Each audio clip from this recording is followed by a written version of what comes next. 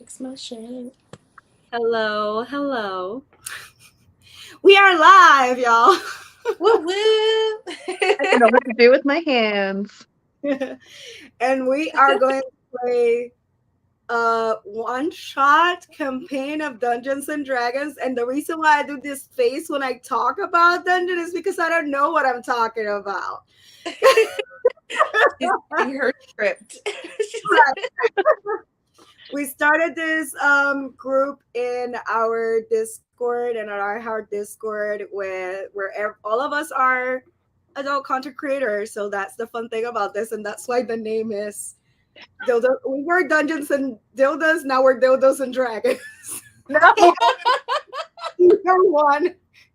Dildos is in it, which is the important part. Sure. It's the description. I love it. So that's the reason why the name, and you might see a lot of comments and references that are not your usual D&D talk for that reason. Facts. I am completely inexperienced. I've always seen it and said, I want to play, but I don't understand anything. So here I am trying to mess with everyone's patience. Hell yeah.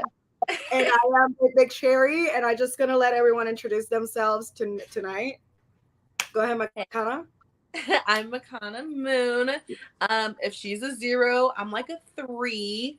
Like, I've heard about it a lot, like my sister plays, but I've never actually played myself. I don't really know the rules. None of that. I just want to be a really cute character that seduces everybody. So. Fair. So I'm again. Okay. I guess I'm the most experienced, which I'm not used to. I played in a couple campaigns. I normally play like edgelord rogues who are just like, don't even look at me. I'm looking for my parents. And I'm trying to stay away from that. But yeah, so I've played in Curse of Strahd. I've played a regular D&D campaign. I listen to a ton of D&D podcasts. So I'm not super experienced, but I'm not novice either. Yeah, no. I guess we're definitely different levels. I'm the one that the only experience I have is when our dungeon master was running his campaign and I was under the table doing stuff to him while I was filming. So I forgot about that. Experience. I forgot That's about my that. only experience with D&D. I did not absorb anything except for, okay, I'm gonna stop talking about it, but Except Sorry. Except what I'm saying is that what I'm saying is that I'm not very experienced in that game. In that game. I was gonna make a joke, but I don't want to be too much because I don't know where this is gonna end up being posted, and I don't want to be instantly removed from the platform.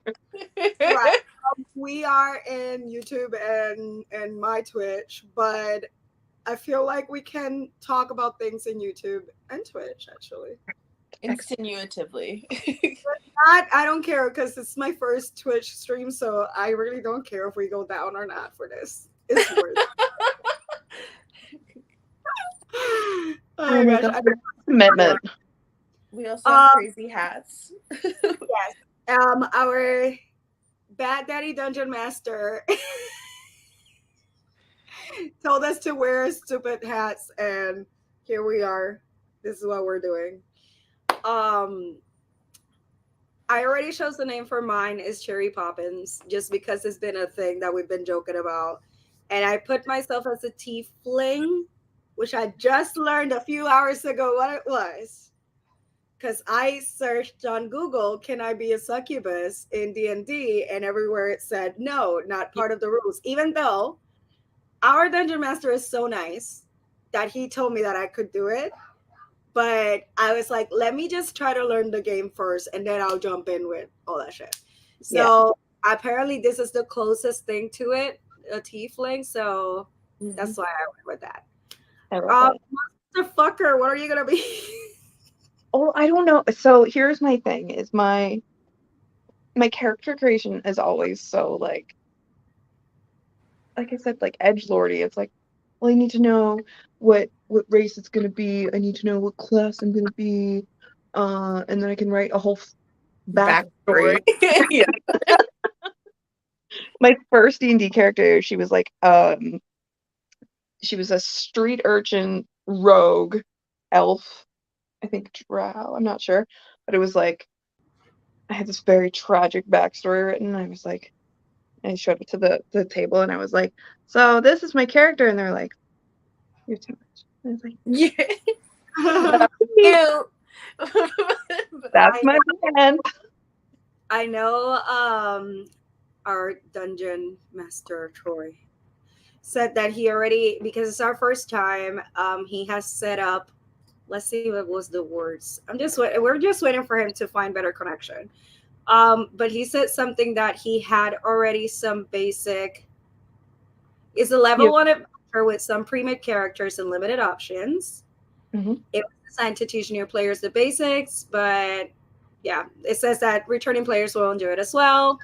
Megan's the only one. So I think we'll be fine. We're gonna be using roll20.net. Megan is allowed to use her own dice because she's an overachiever. Listen, Did you think about her name? I have a D20 that's made out of human bone, and that was like my first hoe purchase. That I bought it from my Love partner because we wanted a cursed item. But Huh. it's yeah, so I have a D20 made out of human bone that I was like, one day I'll bring her out, but today it's all about the pretty dice. the pretty dice. I like the pretty dice too, though. And Makana, did you pick a name? That have you been thinking about a name? Yeah, I've super been thinking. I really enjoy punny names. Like drag names are everything to me because they're the play on Yes, drag. So I want something like that, but I feel like I'm like Megan too, where I like need to know my character to really embody the name. Oh, it's like Amanda from Finance or something is one of my favorite drag names. There's one. Is it the one in Australia? Is it that it's called like that? Yes, Came from yes, car, some shit like that. I don't know. I I love love that. Okay. Well, let me see where our guy is. Yeah, can't play without our dungeon master. Right.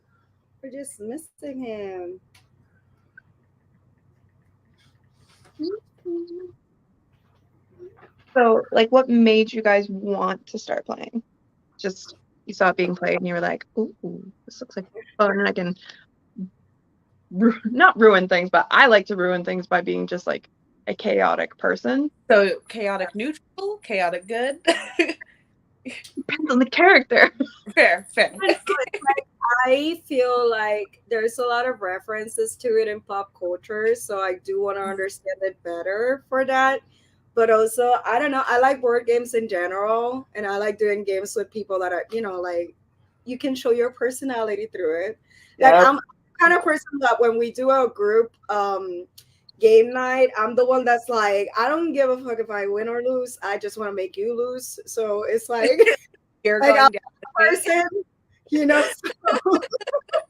so Can't relate. If we played Settlers of Catan, I would Oh, lose friends. I would lose friends. I'm so competitive. I'm an only child. My parents never played games with me. How tragic. So I never learned how to like lose. So cooperative games are perfect. I love yes. board. I won't play Monopoly because I feel like that's like friendship ending for a lot of people. Yes. It Yes, sure is. absolutely. Oh, I feel like worse than Monopoly. I've played Mario Party, and yeah, no, I've had legit like arguments. So okay, so I have a question for both of you. On a scale of like 1 to 10 for nerdiness, where do we rank ourselves? I mean, I'm pretty dang nerdy. I'm Like, in I feel like I'm in like a 6, just because it's like I have general knowledge of a lot of nerdy things, but I'm not deep into any of them. So it's like very superficial nerdy. but like lots of things. Yeah. Exactly. It's a lot of things, but it's like in the surface. I'm not like deep into anything except for Harry Potter, I guess. Yeah, And Harry Potter that, is definitely that's my deep fandom for sure. But I mean, I and Doctor are my two. oh, I just need to talk to anyone and everyone about Zelda and how good Tears of the Kingdom looks.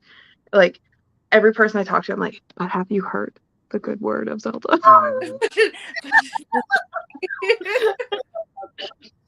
that. I Listen, have I'll played. I have used Link in Super Smash Bros.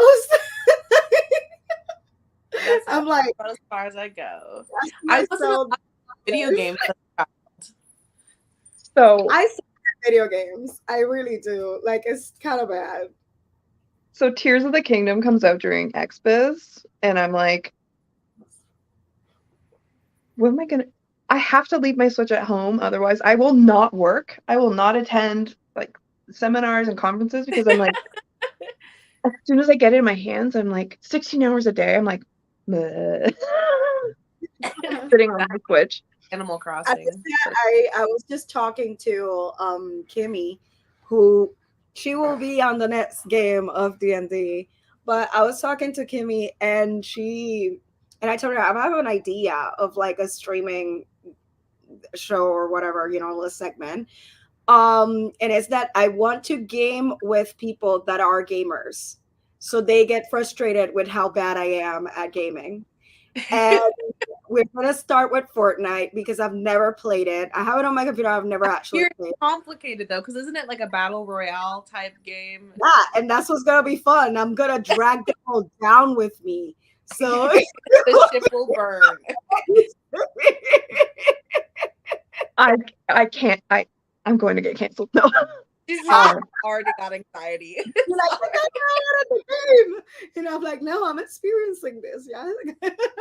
listen, I used to be a plat like level Mercy on Overwatch, so it's been a while since I played. But you can absolutely play Overwatch with me and drag me down because That'd be cool. Kimmy actually loves Overwatch too, so that'd be really, cool. We were thinking about like bringing more than her, like bringing people with us. It's just a matter of having me there so I can mess up everything. Destroy it. I have And a not whole Overwatch sleeve. even I have a some problem. people I think it's on purpose. It's not even on purpose. Like this is how bad I am. Oh, I God. I played Roblox with Cookie Monster. Mm-hmm. And she would be putting the ladder, and I'm like messing up with the ladder falls, and she's like, "What the hell, girl?" And I'm like, "I don't know. I'm sorry." I'm sorry. See, Yeah, I one, She would but fall, it's like she would fall because of me, and she would be like, "Just wait for me there. I'll come back. Just wait. don't move. just, just do Stay it. there." She would be like, "I'll drag you up. It's okay." They have like a rope that they can drag you up. She's like, "I'll just go up and drag you up." That's how bad I was. Oh my God. Our dungeon master is here, Mr. Troy Typical. Yay! Round of applause. Oh, hello. Oh, hello. You look delightful, darling. Oh, thank you. Oh, thank you.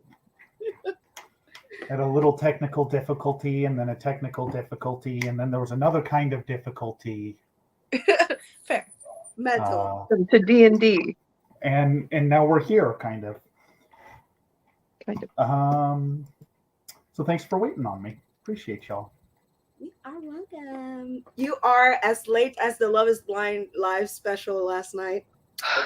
Oh well, like if that's the bar I've got to clear, I think I'm doing okay. No, actually, they were like an hour and a half late. So Oh, you're yeah. actually doing very well compared to Netflix. So I can go take a quick nap. Nope. We good. All right then. Shall we get started? Shall we talk about this a little? Yeah. Talk. So Megan, you're the only one with experience this far, right? Yeah. Okay. Cool. So then Talk to me. this hat and these headphones are not friends.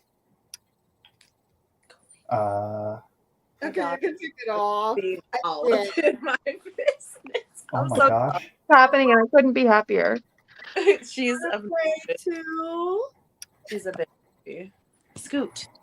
This is not your show. It could be. I'm waiting for Freya to be like, hi. Hi, here's my So then, I guess what we'll start with is what's a role playing game? What's Dungeons and Dragons? What are we doing today? Shit posting, but in Yeah. real time. That's it. That's it exactly.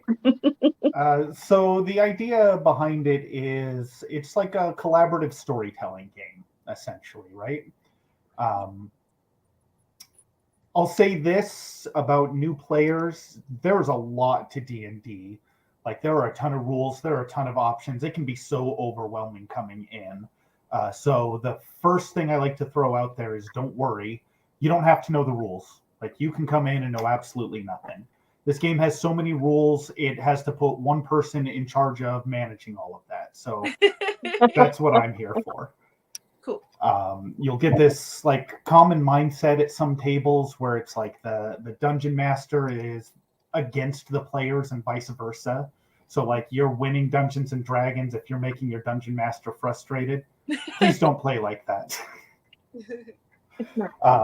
By all means, be creative. Throw me stuff I'm not expecting. I love that. But it's a collaborative thing.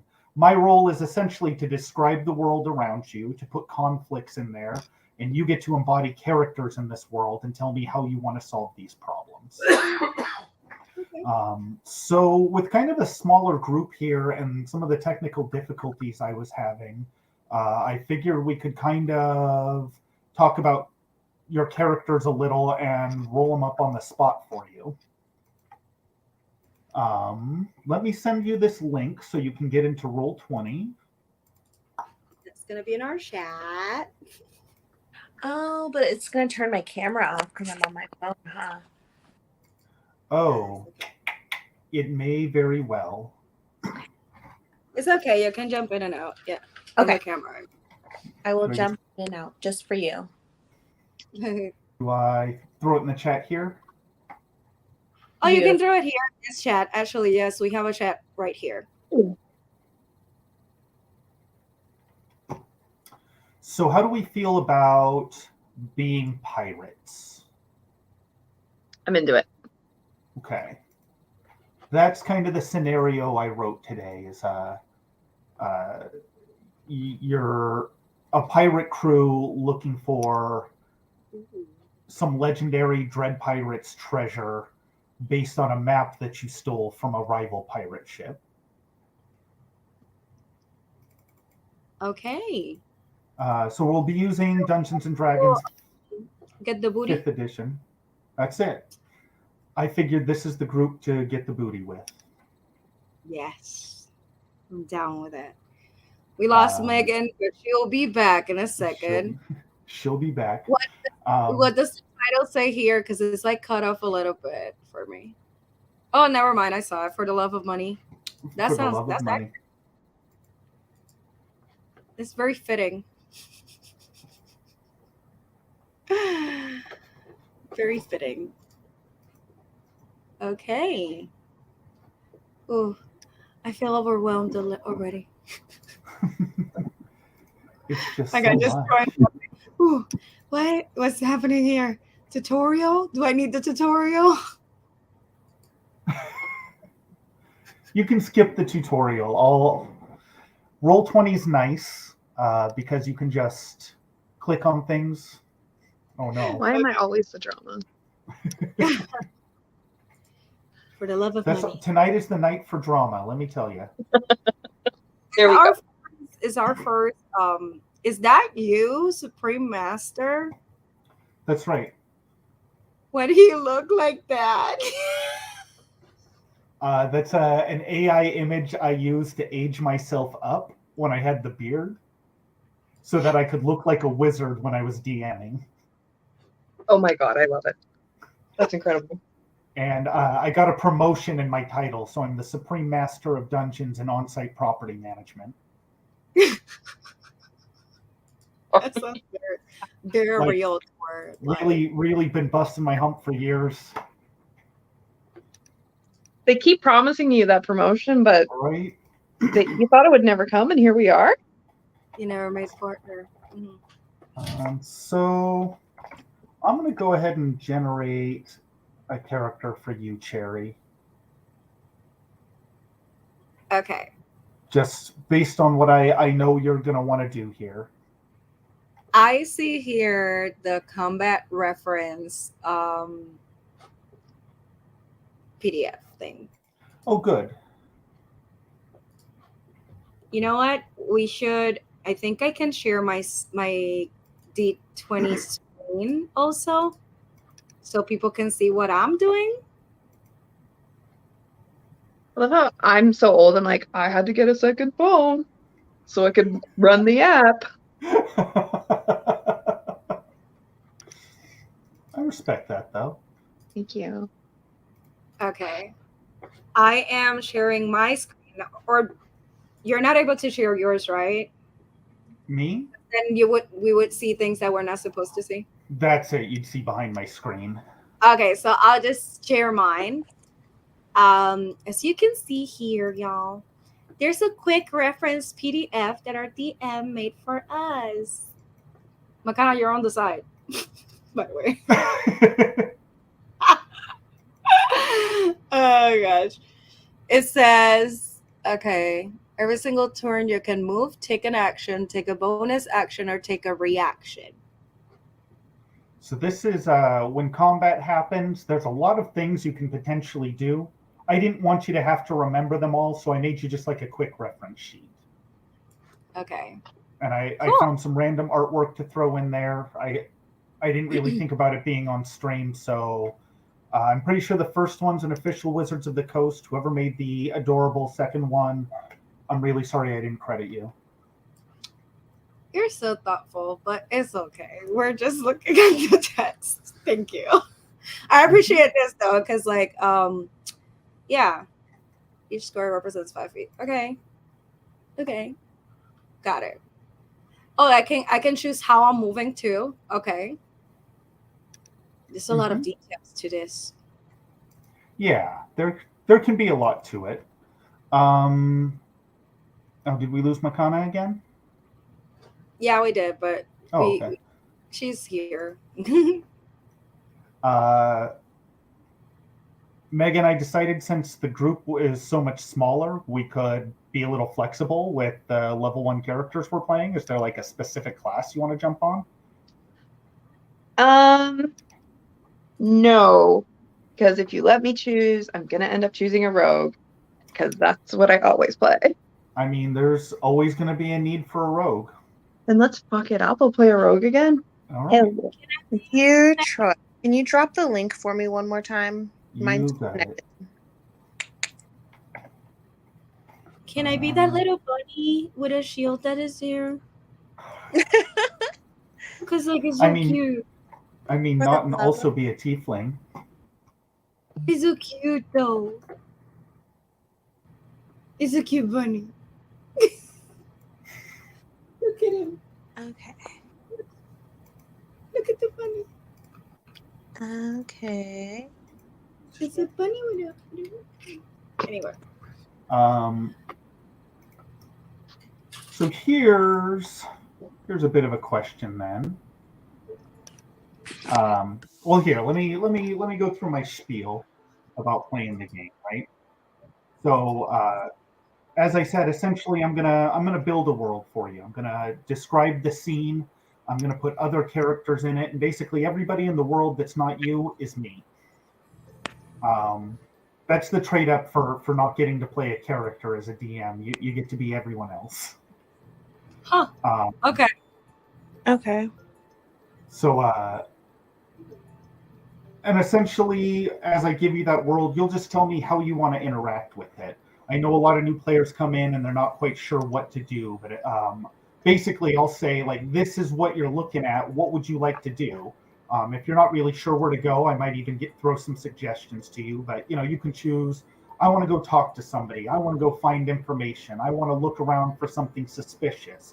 I want to search for traps. I want to, Can we etc. do a perception check? Right, exactly. You tell me what you want to do, and I'll tell you what dice to roll. The character sheet that we'll make is going to tell you what all your bonuses are and what you're good at, what you're bad at. Okay. Um, I like being told what I can do or not, so that's good. a lot of things that you do are just going to be automatic, right? The only time you're rolling dice is when there's a challenge. Yeah, Okay. I heard that. I heard that slip in there. So, like, if you order a drink from a bartender, you don't really have to roll any sort of persuasion on that. The bartender wants to sell you booze. Okay. But, like, if you throw that drink in the bartender's face and then ask him to sell you another one, you might have to make a check on that. And then at that point, you even get to decide how you're going to go about it. You can try and sweet talk him into it. You can try and be like, yeah, what the fuck's your problem? At which point I'll be like, roll persuasion, roll intimidation, roll deception, something like that. Okay. So all you have to do is figure out what you would do, and we'll figure out where to go from there. Something I will advise you of, just as a DM pet peeve of mine, I really dislike the phrase, that's what my character would do. Okay. That's a really bad justification for your actions. I don't wake up and drink coffee immediately every morning because that's what Troy would do. I do it because I have a crippling caffeine addiction, and if I don't drink that coffee, my head will hurt. Okay. It's all about motivation, right? Got it. So the way the dice rolls will work is there's always going to be some sort of number to beat. That's a challenge. In some cases, I might give it to you. In some cases, I might not. But essentially, you've got to roll higher than that number. So something that's, like a little difficult to do, you might need to roll 12 or higher. And depending on some of your stats, you might get bonuses to that. If you're trying to do something acrobatic and you have a high dexterity, you're going to get a bonus to that roll. It's going to be more likely that you could do that dexterous thing. Okay. You're always rolling on a d20, that is to say, a 20-sided die. If you exactly, it's a beautiful shape. When you're rolling on this, the general rule is if you hit a 20, it's an automatic success. If you hit a 1, it's an automatic failure. Even if you have a ton of bonuses, that 1 is just like that 1 in a million shot that you messed this up. Facts. When you're in combat and you're trying to attack somebody and you roll a 20, you wind up getting a critical hit. It does more damage. It's more dramatic. You get to describe a nice little flourish with it.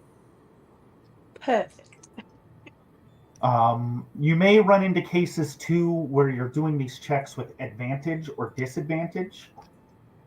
So for instance, you can choose to help one of your teammates with something and it gives them advantage. And what that means is you roll 2 dice.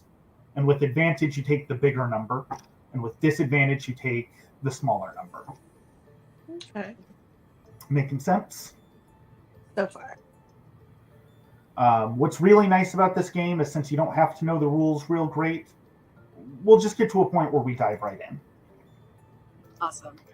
Makana, I was saying, because it's a small group here, we can kind of fiddle around with character types a little. Okay. So I'm making this tiefling warlock for Cherry right now. Do you want some sort of fairy bard? I mean, you know me. I would so. Can my name be Daisy Bones, like Davy Jones? Daisy Bones. Oh my gosh, I love that. Owns it all. Owns them all. Yeah.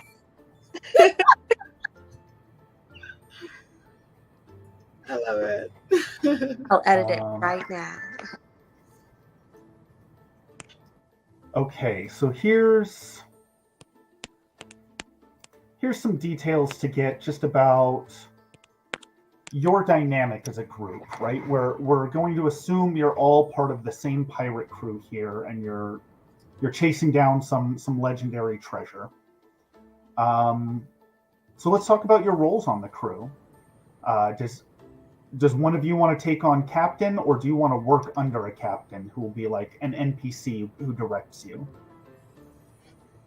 I'm not fit for captain. I would crash us definitely. So, I'm I got ADHD, so I will forget. I get bored driving, so I cannot. So she's like, not me. I respect that. Oh I'm my a decent goodness. second in command, but I don't think I should be in charge. I You will want to take first mate? be our captain.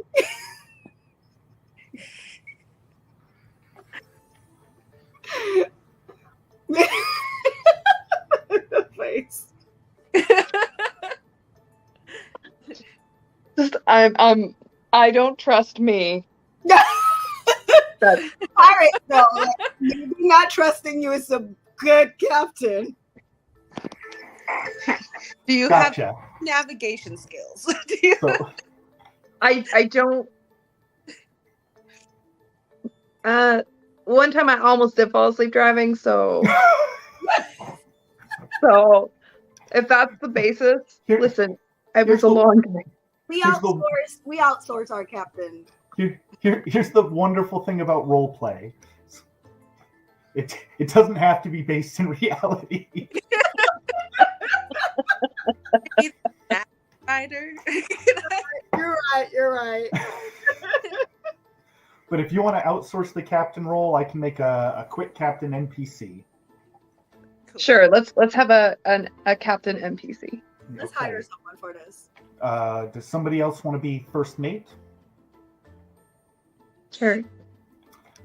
Or other jobs could be navigator, lookout, medic, cook, gunner. They need What a do you do on this social ship? manager. Do they need a social media manager? Or like hack and I feel like just for PR purposes, like whenever we rampage something, So it's funny you would say that. In a typical Dungeons and Dragons party, you've got a couple of roles that typically need to get filled. Not always. Hilarious. Not always. Sometimes you can find yourself down from one, but you usually need a body, somebody who can take a hit, somebody who can be in the front lines and kind of distract enemies and not have to worry so much.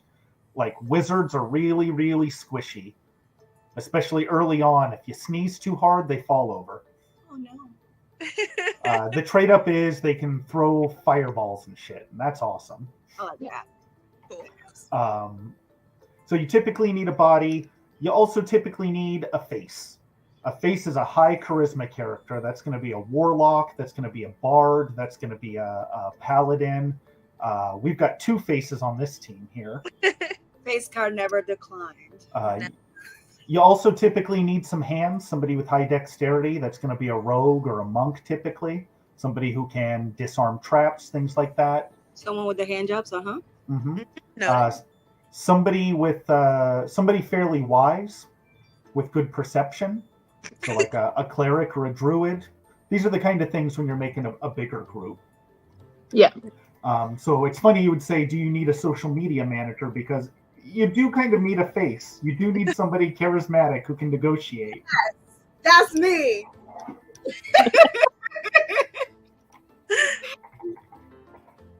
Oh gosh. We can even say this is a ship where jobs rotate. You know, so you might be on lookout duty one day, you might be swabbing decks another day. Okay. Let's see. Suggest a. Oh, Ivy said, put yourself out there. Do y'all need a bard? No, we I got. wish Ivy you would have joined this. It's not too late. It's not too late, Ivy. If you're, let me text Ivy. Give me a second. Social media manager in action.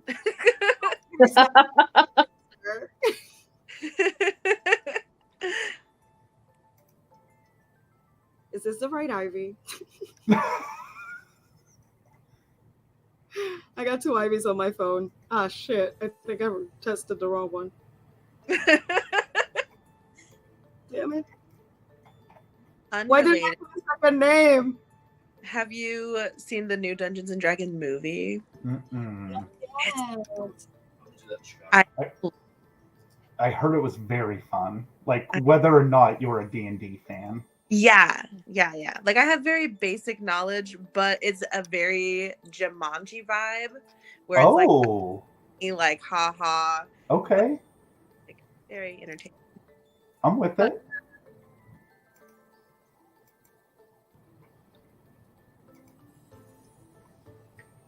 She's gonna join our next session. I don't think she can today because her laptop is busted, but we got Ivy for the next one. Nice. Yay. Okay. I'm going to skip some of these. So typically when you're making a character here, they give you a place to put in some personality traits, some ideals, some bonds, a flaw even. It kind of builds your character out. Since we're doing this kind of quick, oh gosh. Like our weaknesses. Yeah, so like a flaw might be you have trouble turning down a bet. Mm-hmm. My weakness.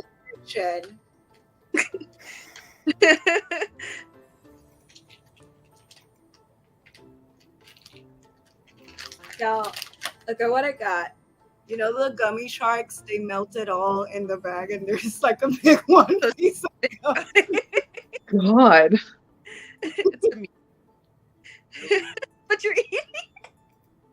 Can you hold on one moment? I'm actually just gonna go get my my 5e book so I can just like look at Oh the. yeah. Give me 1 second. Yes, Ivy, we are using Roll20.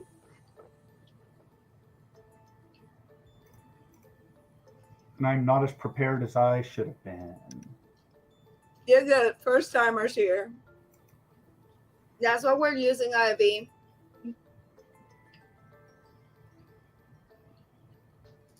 Oh, Ivy said that she has character sheets ready to go. Oh, does she? Hey. Need you for our next one. This is my first ever time in Makana's, so it's like a beginner one. Here's Cherry popping cherries again. Right. This is me popping my cherry on this, yeah.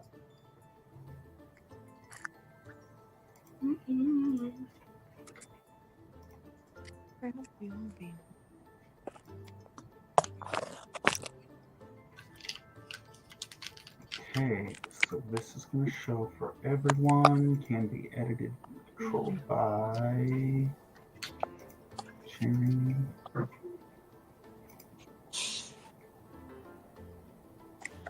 Okay. And then this is boop, boop. Running through it super fast.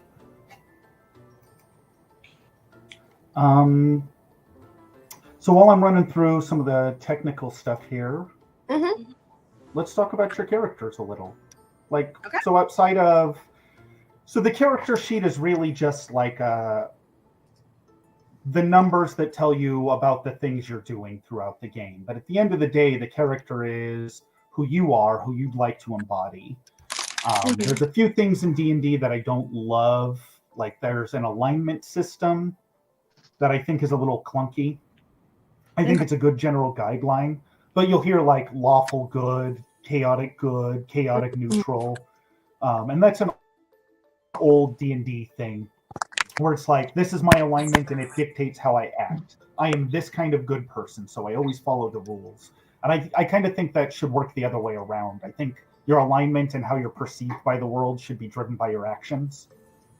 So it's better to know your character and why they do the things they do to get into that. So some ideas like, why do you think you would have joined the pirate crew? Yeah. Because I need some money. There we go. The campaign is called For the Love of Money. I think it's because I need some money and like regular work doesn't work for me. And I get bored. So I need to do something exciting that is different every day. Yeah. And I Love like it. traveling. I'm sick of my hometown. Sick Yes. of it. It helps with my influencer career to be traveling outside as a pirate because I can do posts while I'm on different ports, you know. When there's Wi-Fi. Where there's Are you, Wi-Fi, yeah. are you an influencer pirate? Is that what I missed? I sure am. We're talking about why we joined the crew. Why did you become a pirate, Megan? Like, Monster I- Pucker. Oh, well, I mean, if this was an overarching campaign, it's because I want to fuck so many different things. I feel that. And that's Money that's and my exactly. Like Kraken, yeah, I mean, I'll give it a try. But nah, are we like, is this like shit posting backstories or whatever? Well, just like, yeah, I'm just trying to throw some details in while I'm getting the character sheets together. Let's say I accidentally did a murder on my partner and I just had to leave wherever the fuck I was. So she All just right. joined to join. Get the fuck out of there. Bye. So You know, I support all women's wrongs. We can say this is the vibe of the crew then, under Captain Valentina Swiftblade. Ooh, she sounds hot. Right? Yeah. Can I fuck her? Oh yeah, the captain is always down to clown. Let me tell you, Okay, cool. I can tell. she's a Kirk, not a Picard. Oh, I pick up what you're putting down. Yeah, there we go. It's like, I was like, this might be the wrong kind of nerd. Ooh, No, I wait, got you. hold on, because I can full circle it because the lead in the Dungeons and Dragons movie also played Captain Kirk. oh yes. Oh my, yeah, I didn't even clock that. We've been watching Picard at our house, and yeah, so Picard? I'm all the nerd. Let's see. I saw that one. I tried watching the other one where it's the girl, the woman from Walking Dead. Oh, Discovery. I haven't, Um, I haven't. Like I started it, but I couldn't get into it. But Picard was real good. I went through all that. You should try Lower Decks. It's really good. It's like animated and it's funny, but it doesn't rely on the audience having like a vast knowledge of Star Trek to enjoy the show. But yeah, I enjoyed Lower Decks. It's one of my favorites. Oh no. Did I inadvertently turn myself into a criminal? Is that who I am now? Yes, you're on the run. I need to make sure to keep you out of my posts when we're like doing our Yeah, traveling. you can't put her on blast. She's under the radar. Of course. I'll have a disguise kit. It's fine. Now I can do that. Thank you, Monster Fucker. No group. Listen, I'm just chasing my bliss in life, literally. What is our captain, Taylor Swift? Valentina Swiftblade. V Swift. V Swift. Swift. Okay. Okay, got it. So, I love it. Let's see. Does she have a hook? She has a hook or an eye patch. Your choice. Eye patch. Eye patch. Eye patch for sure. I need a fan to be like, eye patch. Let me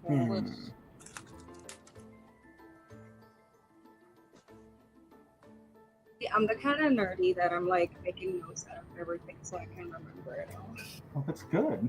See, and I'm the kind of nerd that's like, let me see your notes later so I can pass this class. I'm the kind of nerd that was picked on in high school, so I read D&D books and watched Star Trek. So. But then I became like a really hot, mean goth, and then everyone liked me a lot more, so I just kind of kept that up. There we go. You know, Mr. Troy here accused me of my memes not being dank enough. the other day, and I got very upset about it. That's That's a criminal crime. fighting words. It's a criminal crime. Those are fighting words. Okay. So Cherry, you should have a character sheet ready for you. See it. Makana, yours should almost be ready. Okay. Where do I see it? Am I supposed to launch the game? Is that what is happening? Yes, you'll do launch game. This for anyone who has never done this before. This is what our character sheet looks like. Shout out for dark mode. Why am I -1 strength? Like, okay, I don't go to the gym, but shit. Everyone's got to have at least one bad stat. True. Damn, okay. Are we picking things like criminal, hermit, like that? I'm throwing some random ones in there, just kind of based on what you're throwing in. Okay. If you have a request, I'm happy to put it in. I wanted to go with charlatan just because the false identity, but I'm totally fine to go with whatever. Totally works. I like this. I'm 5 in deception. I feel like I should definitely be higher on that, but okay. Yeah. Arcana. Okay, I need to understand what that is. So that's going to be like knowledge about magic. So the character you're playing is a warlock. In the magic users in the game, wizards get their magic from studying a lot. Sorcerers get their magic as part of their bloodline, and warlocks get their magic by making a pact with some sort of greater patron. In your case, it's some sort of fiend. You have some sort of demonic overlord who's bidding that you have to do in between your own quests, and that's what drives your magic. Like it. Like a dom. I have a dom. You totally have a dom. Oh, awesome. I love it. I see here that my language is infernal. Very accurate, actually, to real life. So languages are interesting. There is common, which is just a language everybody reads and writes. Okay. And then there are the various other languages: Elvish, Sylvan, Infernal, Deep Speech, etc. So I got an accent. Cool. Love that. Love that for me. I love that as part of my journey. You're right. Oh gosh. I am neutral. I like that. Daisy Bones is still being created, right? Yeah, I'm almost done here. We can see each other's characters, stuff. Like, I like that. I didn't know I was going to be able to see everyone's info. Oh no, I didn't want that. I didn't want that at all. Hello, Camru. Thank you for checking us out.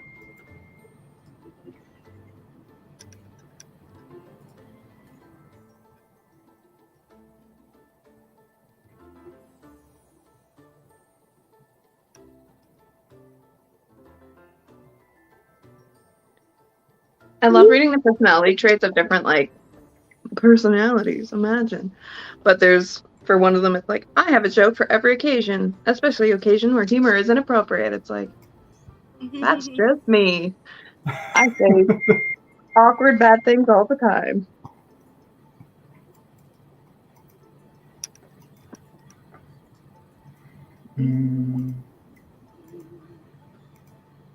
Love this. Oh, dang, I already know my form. There's Daisy Bones.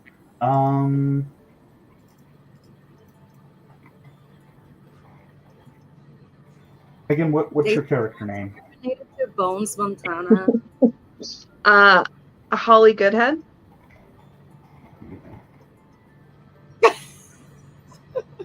Said with the straightest face, too. Just, yeah, this is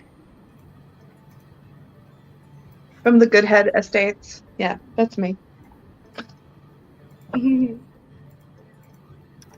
Do you have a species choice, a racial choice?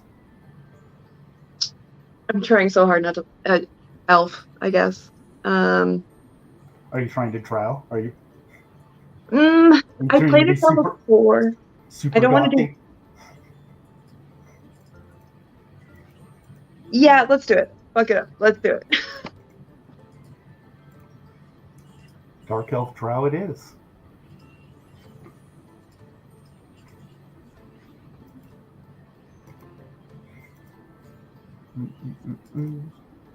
Something I've been working with my other players in terms of building kind of convincing characters is like, what do you think you would refer to yourself as in the world? Like, you probably wouldn't call yourself a rogue or a warlock necessarily.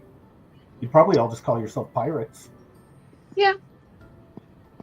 As long as I can plunder your booth. The jokes write themselves. Also, I don't think that mine loads quite right because I'm on my phone. So I don't see Oh, quite as yeah. Oh yeah, bring me your laptop. My sister's gonna bring her laptop. Being a bard. Yay. Second device. Yay. BRB. You're getting one, aren't you? Eventually we'll start the game. right. It's coming up, I promise. He said, the good hit estate next to Typus Manor. The good head estate. There's a fan here of Megan Daw. Ooh. We all Hey.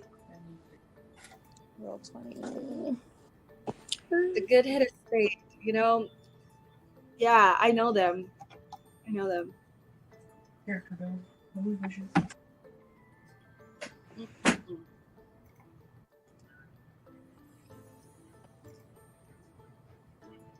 I'm glad that we started this off like this is what we're gonna do. And Right. we're breaking this off, so we're crawling so others can walk, basically, in the group. Next week, it's on. Right. I'm telling you. I think the next one they're doing it in May 1st, I think Nessie suggested. Okay, that gives some time. Oh, I'm gonna be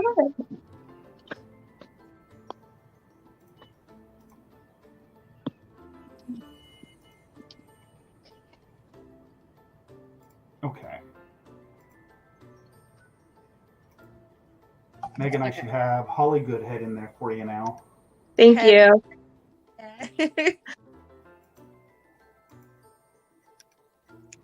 Really good. And Look, Daisy. Megan. Someone said, I love Megan Daw so much. So, something else to look at on your character sheet. I didn't think we'd be jumping into this quite so early, but fuck it, let's do it. So you'll see a couple of things up there at the top in purple. And there's core, there's bio, and then there's spells. So when you want to look at what your magic does, your spells are all there. Right. So spells in Dungeons and Dragons kind of work off a system I don't love. It's called Vancian magic. It's based on the type of magic from some books that Gary Gygax and his friends, the creators of Dungeons and Dragons, liked. So in these books, wizards would memorize spells, and when they cast the spells, they'd forget them. So they constantly have to be in their books remembering them. So that's kind of what the magic in D&D works like. It's the weirdest thing. I don't love it. You only have to worry about that for some spells, though. So you'll notice there's some there that say cantrip. Cantrips are spells that you can cast anytime. They're limitless. You always have access to those spells. So like Sherry, your bread and butter spell is Eldritch Blast. It's every warlock's best friend. You basically shoot a beam of energy and it does damage. Nice. Can I call it Finger Blast? You absolutely can. Okay, cool. You've also got access to And if you click the little eye next to it, it should give you a description. So you have like Eldritch Blast. You have Minor Illusion, so you can like create sounds and like little optical effects to kind of trick people.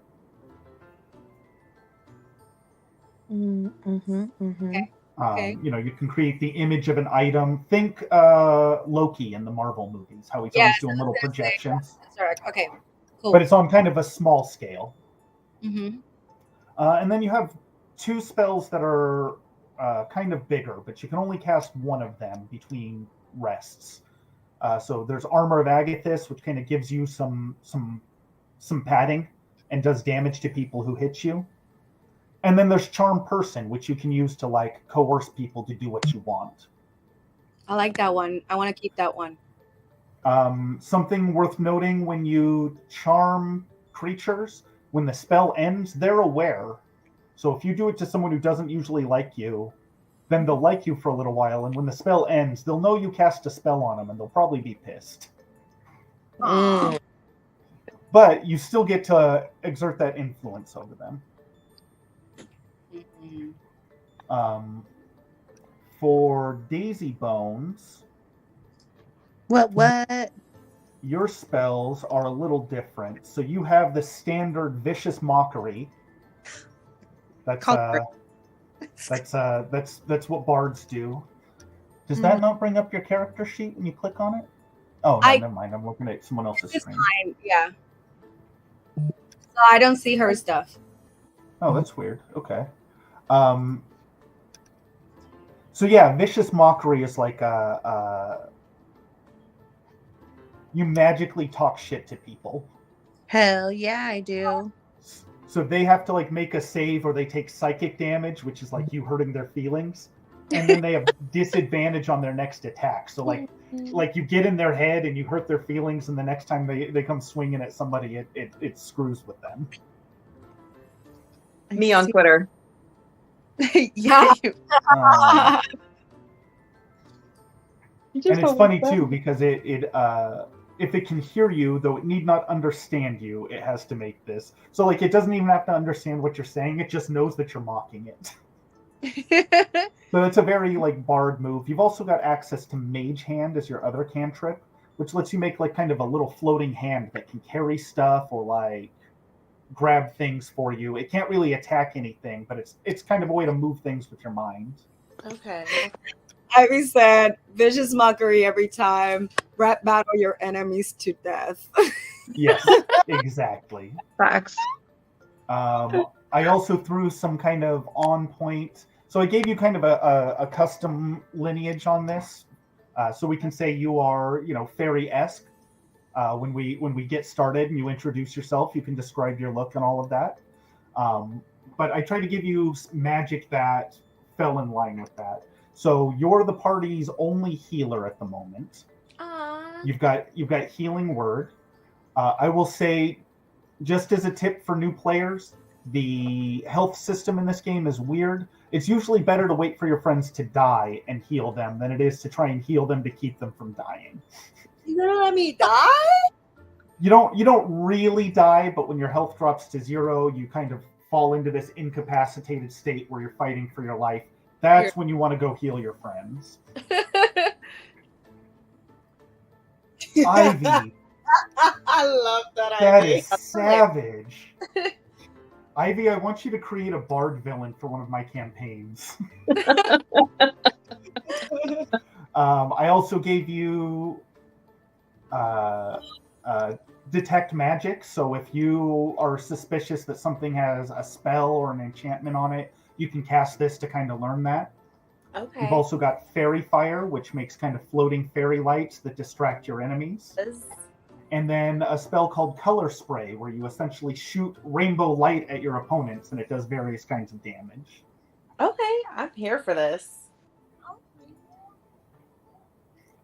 Is there a point of reference where I find all of those things? So did you get into your character sheet? I am on my character sheet now. Okay, across the top there should be some purple buttons, one of which says spells. Ooh, okay, I see now. Cool. So while we're in here, Also, I think Holly Goodhead has a spell. I think you have the Dancing Lights cantrip by virtue of being a drow. Looking at my intelligence, I think I'll just entertain myself with it. I had to put a dump stat somewhere. I love it. I love that. I'm so dumb. But yeah, I also love that idea that you're just kind of bored and going like, Wish she will do. like that's like when you get a new LED light strip and you just stare at it while it's changing colors. Like, How do colors work? But fantastic. You should see her try to put a strap on herself. Listen. Hey, That's now. a sleight of hand check. I have advantage in that, I think. So here's a little point of reference for just using the Roll20 character sheet here. Is essentially when you tell me what you want to do, or I'm describing the things that happen, and I need you to roll dice, this character sheet will automatically do it for you. You've just got to click on the right thing on your screen. So if I say something like make a perception check, you find perception in your list of skills on the left there. Okay. And you click on perception, and then in the chat it will tell you what you rolled. Okay. I'm lost. Where? So on your character here, am I able to share screen? Okay. On the left hand side, do you see where your skills are? Acrobatics, animal handling, arcana. You might want to expand it a bit. Okay. So if I said make an acrobatics check, you can just hover over acrobatics and click on it. Okay. And then it will automatically roll that in the chat. Okay, cool. The same is true. So you've also got above that, you see saving throws. Above. There we go. Yeah. Remember, I'm pretty, please. Yeah. Oh, baby, I remember every day. But I'm cute. Like, that's me. But I'm cute. So saving throws are sometimes they're it's when you're in jeopardy and how you kind of get out of it. So for instance, you might make a constitution saving throw when you drink a lot of alcohol. Otherwise, you'll get absolutely smashed. Okay. But you might also make a constitution saving throw to see if you resist poison. You might make a wisdom saving throw to resist an enchantment spell or something. A strength saving throw to resist somebody pushing you over, that kind of thing. Okay. There's a couple other things in here to note. Initiative. If you go up and to the right, it's right above your hit points there. Yeah. It's kind of like your bonus. So at the beginning of a fight, you roll initiative to find out who goes first. So the higher your initiative score is, the more likely it is that you're going to go first. Okay. Right next to that is armor class. Yes. The higher that number is, the harder it is to hit you. Okay. That doesn't seem like a high number. That is not a very high number. Great. Awesome. Yeah. So you are best served by kind of staying far away and shooting your spells off. What is armor class out of? So the base is 10. Okay. And then it's augmented by your dexterity and also by the kind of armor that you're wearing. So if you're wearing heavier armor, it's obviously harder to damage you. But also if your dexterity is really high and you're really fast, then maybe you dodge and it's harder to hit you. Yeah. So there's lots of things that can augment that throughout the game. So like later at like higher levels, you'll start seeing, armor class 20 to 25 or something. At lower levels, you're going to see between 10 and 15 typically. Cool. Right next to all of that is also your speed. Speed is basically how many spaces you can move in a turn. When we get onto a little battle map, you'll see a grid. Each grid is 5 feet. So if you have a 30 movement speed, that means you can move 6 spaces in a turn. Nice. If you scroll down just a little, you'll see your hit points there. So that's how much damage you can take. Whenever that reaches 0, you get into a mode where you're kind of fighting for your life. There are ways you can get hit points back. Sometimes it's spells, healing potions, or when you take a rest. When you take a short or a long rest, you can get hit points back that way. Okay. Underneath that, you'll see kind of a list of weapons there. On Cherry's screen, you've got light crossbow, quarterstaff, dagger, and then eldritch blast. Those are your attacks. So when you want to attack with one of those things, you'll click on it and it'll roll the dice for you. Okay. Underneath that is your inventory. Don't feel like you have to use any of that. This is like a really quick adventure. But if you want to use this stuff, if you want to get creative, if you're like, hey, can I use this to do this and this? Throw it at me. Get weird with it. I love a challenge. Question: is the python actually a snake that you throw at people, or like Oh, that is a really dumb. A python's like a tent stake or something. It's like I said. If you're not sure what it is, feel free to ignore it. or Okay. use it as a snake? No. Yeah, that's it. Yeah. Okay, cool. You've also got on the left is your tools and proficiencies. So this is where you can see like what weapons you're good with, what languages you know. You might have like a forgery kit, a disguise kit, thieves' tools. You might have musical instruments. I have a flute. And then over on the right is just kind of a list of your special abilities, the things about you that you get from your background, from your character class, your race. So things like dark vision or sneak attack or, for instance, tieflings have hellish resistance. They have resistance to fire damage. Nice. Does that give you a general idea of what you're looking at? Yes. So don't feel like you need to know how to use all of these things necessarily. Just tell me what you want your character to do, what you would like to do in the world, and I'll tell you what you need to click on to make it happen. Cool. Okay. I can Does work that make with that. sense? Yes. Cool. Cool. Oh, I guess we need to set tokens for y'all really quick. Give me a sec. Tokens? Like I need more money? Like, we need something to represent you on screen.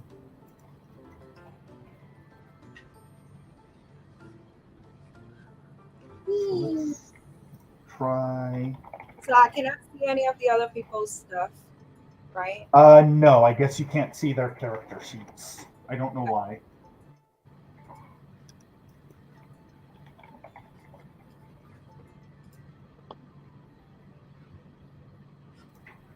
I'm gonna reload just to see if that's what's got. So what are y'all really good at? What are you really not good at? I'm really good at It seems like I'm a really good entertainer. I'm really good at talking my way out of it Yes. and also belittling. Can be like, I'll need a distraction. I feel like I can definitely do that by what I see here. So I am the most dexterous Are you? pirate Okay. you've ever met. Okay. And I will be very confused about how I did a backflip. I just did it. I don't know how I did it. It just happened. Yeah, no, my highest ones are deception, performance. I did make your background a dancer. I'm just saying. You know what? I see that. I see. I'm a stripper. I'm a pirate stripper, yo. I have a lot of charisma. Okay. Persuasion, medicine. I'm I a, feel I'm like a little I'm a with my background. With my healing background, I might be a little bit of Is any of us smart in this? Oh, I have 1. My smartness is 1. Okay, You I get got +1 smartness. two, so I feel like Listen, you all decided to let the captain make the hard decisions. I feel like the Three Stooges right here. Like, you're gonna be like, I mean, if the shoe fits, here we are. I'm like, oh my god, what are we gonna do? We should talk like that. How did I kill my husband? I don't know. How did I get away with murder? He was probably sleeping and you think he's dead, and now you're on the run with yourself and he's just sure he's dead. I'm so sure. Also, I like this narrative that like I have a false identity, and the best, most undercover name I could come up with was Holly Goodhead. Like, oh, it's like it's very far that's from the original name, which is motherfucker, a monster fucker. Debatable. I mean, Camero just saying that you want to see Just Tea Cakes. She will be around on Wednesday for Witchy Wednesdays at 10 p.m. Eastern Standard Time. Love it. That is right. Jess's type. I mean, she can join other days, but she usually just does the Witchy Wednesday. I'm so sorry. I'm an old lady. Oh no! I just looked at the time. Favorite time. Look at that.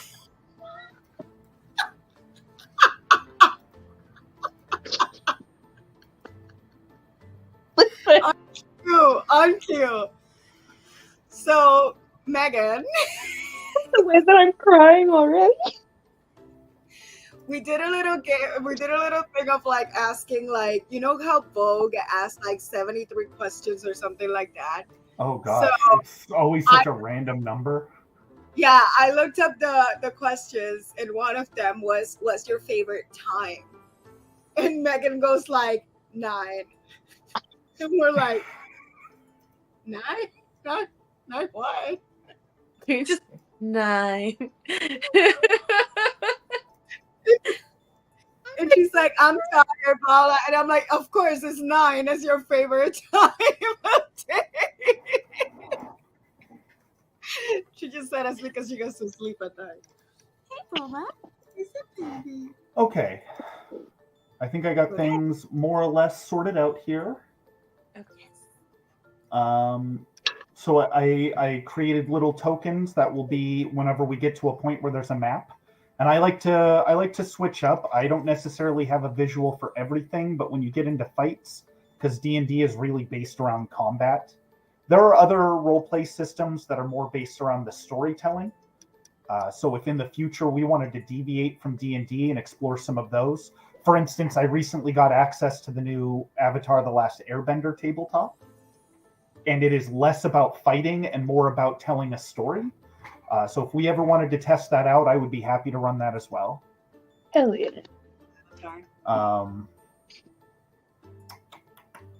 But yeah, in the meanwhile, I got little tokens to represent you in the combat.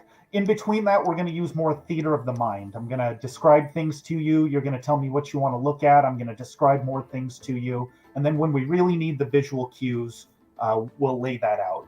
I kept things really simple, just to kind of teach you the basics of, like, here's combat, here's some role play, here's some storytelling stuff. I may throw the mic to you for some Mad Libs. Here's a little tip I like to throw out there. A lot of dungeon masters will hate me for suggesting this, but so long as it doesn't directly mess with what you're trying to do, anything you say happens is pretty much canon. Like, you can just make up details about the world and let's just roll with it. It's so much more fun when we're all building those. And you'll see that naturally happen too. Somebody will say something you think is funny and you'll talk about how the NPCs are reacting and like, yeah, let's just go with it. Let's build that vibe. Cool.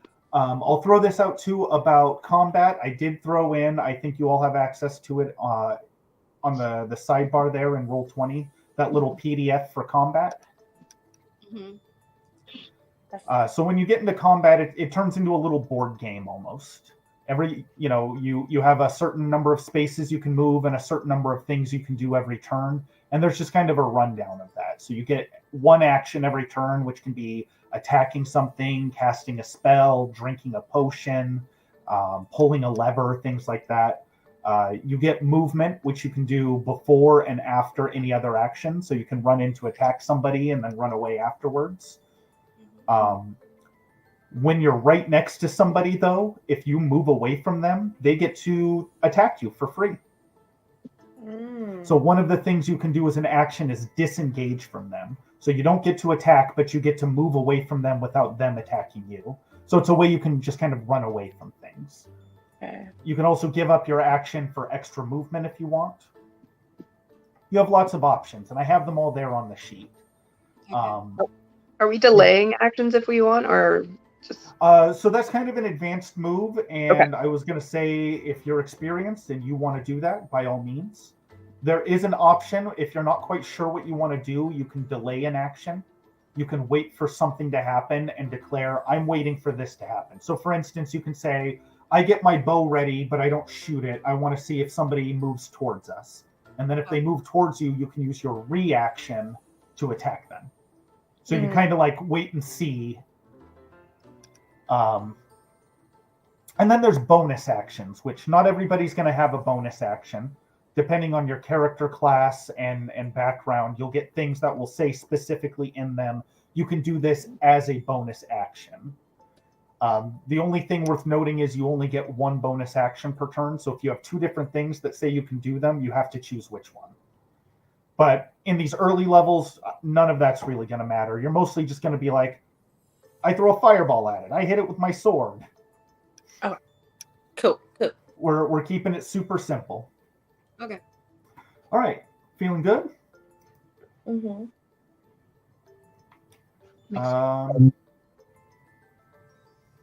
Let's get a few quick details then.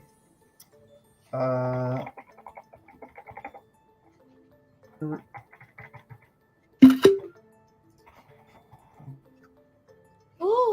I see us. Where do you see? In the map. Oh, now I had to zoom way out. Okay. Oh, okay. Good. Does it show your little tokens there? I see 2. 3. There we go. Oh, that's me. Oh, you know what? I forgot to put your nameplates on. I see me. I see you. You see me? I see you. I see everyone. It's a burden. It's a curse. There you go. Hey, how do I need to move? Hey, shit. So welcome to this endless void. This is where you exist for the moment. Okay. As we do more of these, you'll find my production value goes up. All right then, let's get started. Wait, I need to look at my. So we're gonna call you.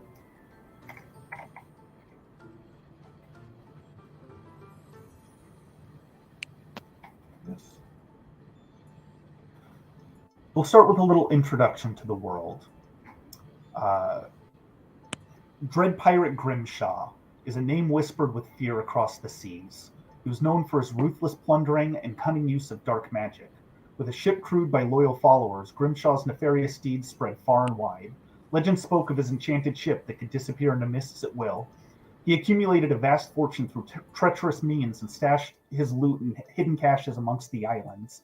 Many have sought his fabled treasure, but none have returned, as Grimshaw's dark magic guarded his riches with malevolent intent. His legacy as a fearsome pirate and master of dark arts continued to loom over the seas.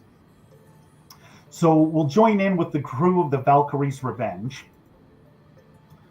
which is what we're calling your ship, headed up by Captain Valentina Swiftblade. The ship skims across the waves with exhilarating speed. It's a bit beaten up, but its well-honed crew makes it a force to be reckoned with on the open sea. You're currently heading out towards Daggerfall Island, chasing down what you suspect is part of Grimshaw's cache. An altercation a few days ago with a rival pirate crew lent itself in your favor, and your captain wound up with their map here. So you're on your way to try and claim this before they can. Okay. The race. So it's like, yeah. So let's go through. We'll say Daggerfall Island on the horizon. The crew kind of bustling through. Uh, let's start with Daisy Bones. You want to give a little introduction? What you look like? What you're doing on the ship? Obviously I'm Daisy Bones. Just your run-of-the-mill, fairy, hippie, adorable bard. I like to roast everybody, but with so much love. Um, I'm the lookout. I'm chilling, um, not paying back my not good at it. But yeah, that's me. I'm chilling. That's it. Always. Excellent. Perfect. So, as the Valkyrie's Revenge sails through the open seas and Daggerfall Island begins to materialize more in the distance, its imposing cliffs start rising dramatically from the water. The whole thing is shrouded by mist, as you can see the treetops just peeking above. There are perilous challenges awaiting for you. Cherry Poppins, you want to give an introduction? What you look like, what you're doing there on the ship? Yeah, no, I am Cherry Poppins. I am dressed very inappropriately for the job that I have, so I'm very vibrant and everything. I do not camouflage very well in the wild. um, I don't know what else. That's I, it. I just everyone knows who I am because I always look different from everyone. There we go. There we go. Your horns are a dead standout. Yes, they are. They're up there. Y'all saw my picture already, right? I did it. Yeah. So as the ship comes to a halt and the anchor is dropped, you find a resounding splash as the crew springs into action. They start lowering the rowboats. Yourselves in there, along with the captain, the navigator, and a couple miscellaneous crew to row you out to the island. As it gets closer and closer, let's focus in on Holly Goodhead. Would you like to introduce yourself here? So I'm playing Holly Goodhead, who is, I'm just going to come out and say it. She's not the brightest bulb in the bunch, but she's doing her absolute best. Like, honestly, when the ship came to a stop, she had to be like, are we here? We're here now? Okay. Okay, I'm ready to go, guys. I'm so ready to go. So the problem is with Holly is she's a little bit of a bimbo, but also she's a little bit of like a dark past, and maybe sometimes has a little bit of a temper. So Beautiful. Love a short temper. makes for good stories. Um, so as you pull up to the shore, the captain steps out and starts barking orders. Secure the shore, ladies. Drop the longboats and make ready to disembark. We tread carefully in these woods, so keep your blades at the ready and stay in pairs. No one goes alone. You start following along the map, and it's kind of cryptic, crudely drawn. The people that you nicked it from weren't the smartest of the bunch. So you're looking for kind of vague landmarks. As you're wandering through, what do y'all notice? What stands out to you in the forest? What are you paying attention to and looking for? I think for me, I'm just like, isn't pairs like 2 at a time, and then just kind of like, those trees are really big. Are we supposed to be hitting these big rocks? Like, where are we going? I can't. And then I like hold up a map and be like, "Is that which way? I don't understand. Somebody help me." And this is when I take Holly's hand and I just escort her along with us. I'm looking at the map and I see there's like a rock next to the X, so we're definitely having to find something that has an X on the floor. I'm thinking there is an actual X on the floor. You're keeping an eye out for an actual X. Yes. Like on the floor. Okay. And big pointy things. Excellent. Here's the important question. Did any of us bring a shovel though? Are we just gonna dig in there like little rabid little trash animals and get in there with our hands? I'm looking at my stuff, and I think I have something we can use. I think we're good. I have a, I don't know what we can use for this. Maybe a crowbar. I don't know. Crowbar. And as you're walking along, you can see the captain at the front of the team, or just ahead of you on the team, slowly tensing up at everything you have to say. And finally coming to a complete halt to look over her shoulder and say, "We're coming to search for treasure. Do you think I would have forgotten shovels?" I mean, I forget my head if it's not attached, so I was just trying to look out for us, but okay. Yes, Holly. We're well aware of the time that you got stuck in the guillotine.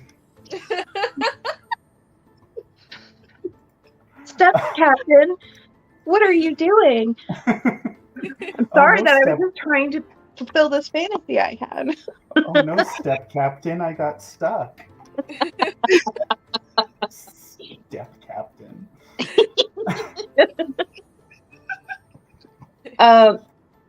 Now, so I'm assuming the captain is tense because I'm a functional idiot. But is there any worth in doing just a passive perception check at all, or?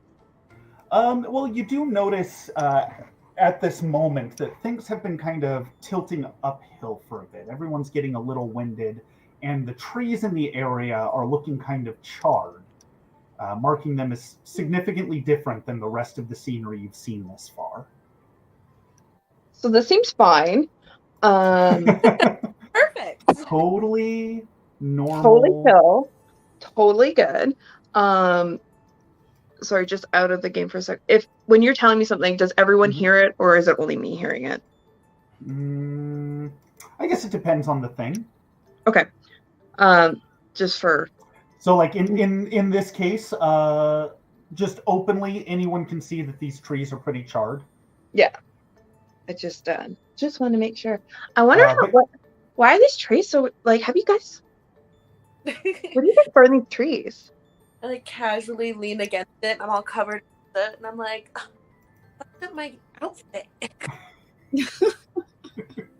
I just kind of play with Cherry's tail. I don't know if you like that or not, but it's what do you know? What do you know about burning? What can you tell me about burning? Well, I don't know much about it, but I think if we look at the map, I actually can see that there is different colors in it. And I think that's what this represents. That Different. Maybe. I don't know. The captain once again stops and tilts her head a little, and just keep moving. We're almost there. Yes, ma'am. And so you make your way up, and you notice you get to the top of a hill, and there's a notable crater dipping down in there. And you can see a clearing around it, and all of the trees have been charred and burned, but there's kind of new growth, suggesting that whatever happened here happened a long time ago, and the land is kind of recovering from it. And you also notice as you're climbing up this hill, just kind of piles of bones and kind of rusted weapons littered all over the place. The captain smiles really big and says, "This is definitely the place." As she reaches the rim of the crater, these bones start to kind of shake and pull themselves together and start crawling out of the ground and kind of pulling these rusted weapons up. And you find yourself surrounded by skeletons. Oh, hell no. Oh, hell no, indeed. I've never seen a bone I don't like, so. Ah! Hey, is that my cousin? So before we get started, how would you say y'all were walking through? Side by side, in single file? Well, I'm helping Holly. I'm making sure she doesn't wander astray. I think That I'm makes ahead sense. for sure. Like a little pyramid. Like a little Yeah. Yeah, that's kind of what I was picturing too, because I was like playing with the tail and needing help because function. Love it. That's it. Function. All right, so let's move to the map should have changed for you on roll 20. I love it. Oh my god. So here's what we're going to do. Go ahead and click on your token. But what is that doing? Where am I? And feel free to zoom in. Okay. I don't like that token. Okay, I see me. There's colors. Okay. I realized the map that I exported had its own grid lines on it, so it's a little... This whole thing should snap to a grid. Each space on that grid is 5 feet. So if your speed says 30 feet, you can move up to 6 spaces. That includes diagonals. You can just click and drag your token to move it. I would recommend just going one space at a time and counting it out just to make sure. But here's what we're going to do for now.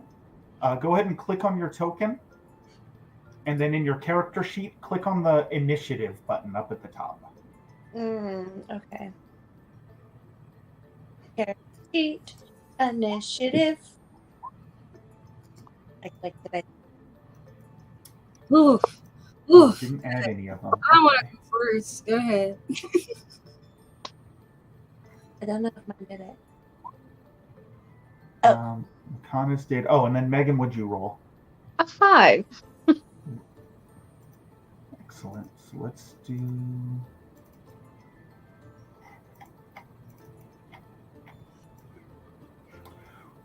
I'll just do your rolls from the character sheet in this and adjust them based on what you actually roll. If it's easier, I can just do it on the app. That's totally fine.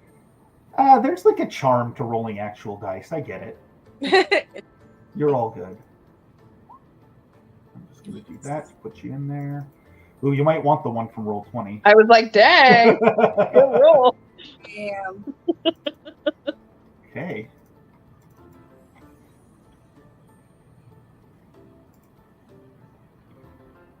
So since I rolled more, what is that?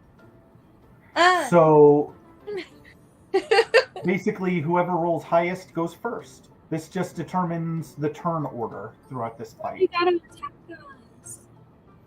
Yeah, that's kind of their plan. Damn.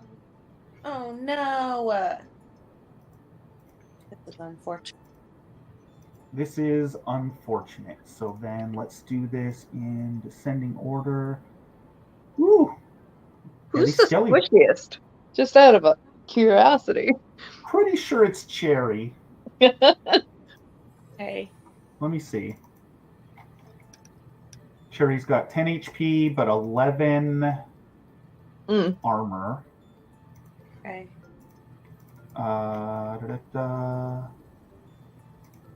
Holly has 10 HP and 14 armor. And Daisy Bones, dim bones, is 10 HP and 13 armor. So, yeah, Cherry, you should definitely be in the back. Oh no, I'm staying back here. Can I dash the fuck away from this? Because, like, I don't like this. I'm a coward. I'm not told y'all. I'm a coward. This is the best way to find out. Together.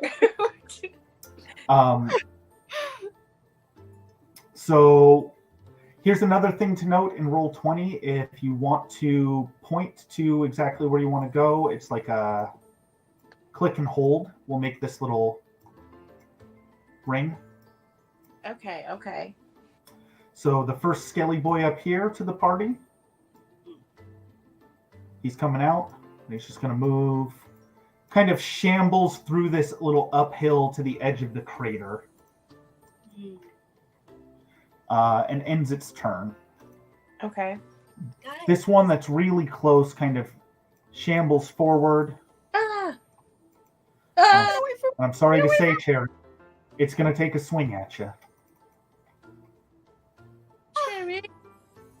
So he lifts kind of a rusty short sword up. Why do I have to be rusty? I don't have a tetanus shot. I mean, I have But, these are... You said your armor was 11, right? Yes. Fortunate. These are some clumsy skeletons, though. Like, they are just rattling bones. And it makes kind of a swing, but it's half-hearted, and you're able to kind of duck out of the way, no problem. Nice. Daisy, you're up. me. So, Move. so did you look at your reference sheet? Do you need to know what kind of things you can do here? Vaguely. I know story-wise, I wanna pull Cherry out of the way a little bit and be like, Okay. "Girl, calm down. It's okay." So, okay, thematically, some of the ways you can help with that.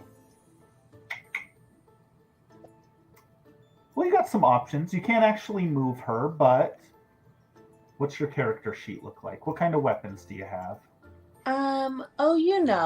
Just some daggers, Okay. I You think, can get, yeah, you've got daggers and a rapier. which is like a fencing, right? Yeah, it's like a thrusting sword. Okay. If you want to get thrusty. Can I use the fencing sword? But I kind of just fiddle at him, and I'm just like, "Ugh, go away." Yeah, I mean, if you want to make an attack on that, don't forget you also have Vicious Mockery. That's a cantrip you can use at any point. It does a little damage, but it also makes it so it's harder for the person you mock to hit anybody. So it kind of helps your friends by making it harder for them to get hit. Okay. Well, then I'm gonna roast this stupid skeleton. Nice. Okay, so that is a DC 13. So go ahead and click on Vicious Mockery under your little attack section there, just so it throws it in the chat. Rolling down. Tell her your mom is so skinny that It's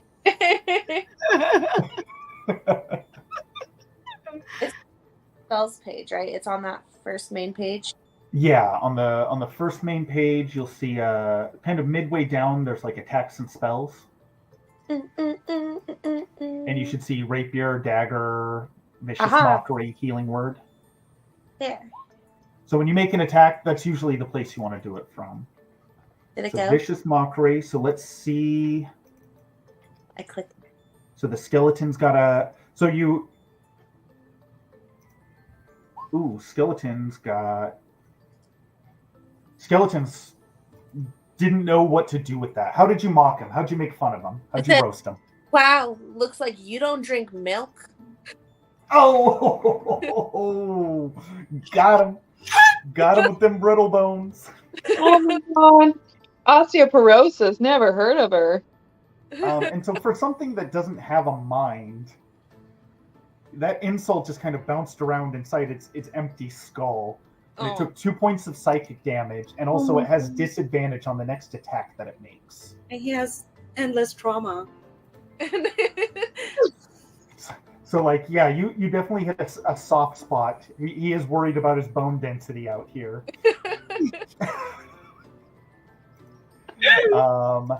Would you like to move anywhere? You can stay right there if you want. You can move next to that guy. You can move out of the way. Let's move like a little bit more away. Gotcha. Oh, you're not in here. Are you watching? Can you see the screen? Yeah. Okay. She has a computer. Oh, I see. You're just not logged in. I gotcha. How's that? I see you moving. Is there a space? Tell me when. Up a little bit. I don't want to completely abandon them and hide behind the tree. Gotcha. Behind a bush. Yeah, in a bush. Gotcha. Those are advanced maneuvers. You can, when you have some sort of cover and monsters don't have direct line of sight, you can attempt to hide. and like sneak up behind him sometimes. That being said, this skeleton over here is just going to kind of shamble his way over. Guys, it's the Eds on the floor. Look, in the middle of the hole. I told you there would be an Eds. I told you. And Cherry, it's actually your turn. And so as you say that, it's nice that you notice that. There is almost like a grave marker, like a skull and crossbones emblazoned on a rock at the bottom of this crater. And in front of it is almost like a statue, like a shrine of a coiled serpent. Oh, is it the python? The python.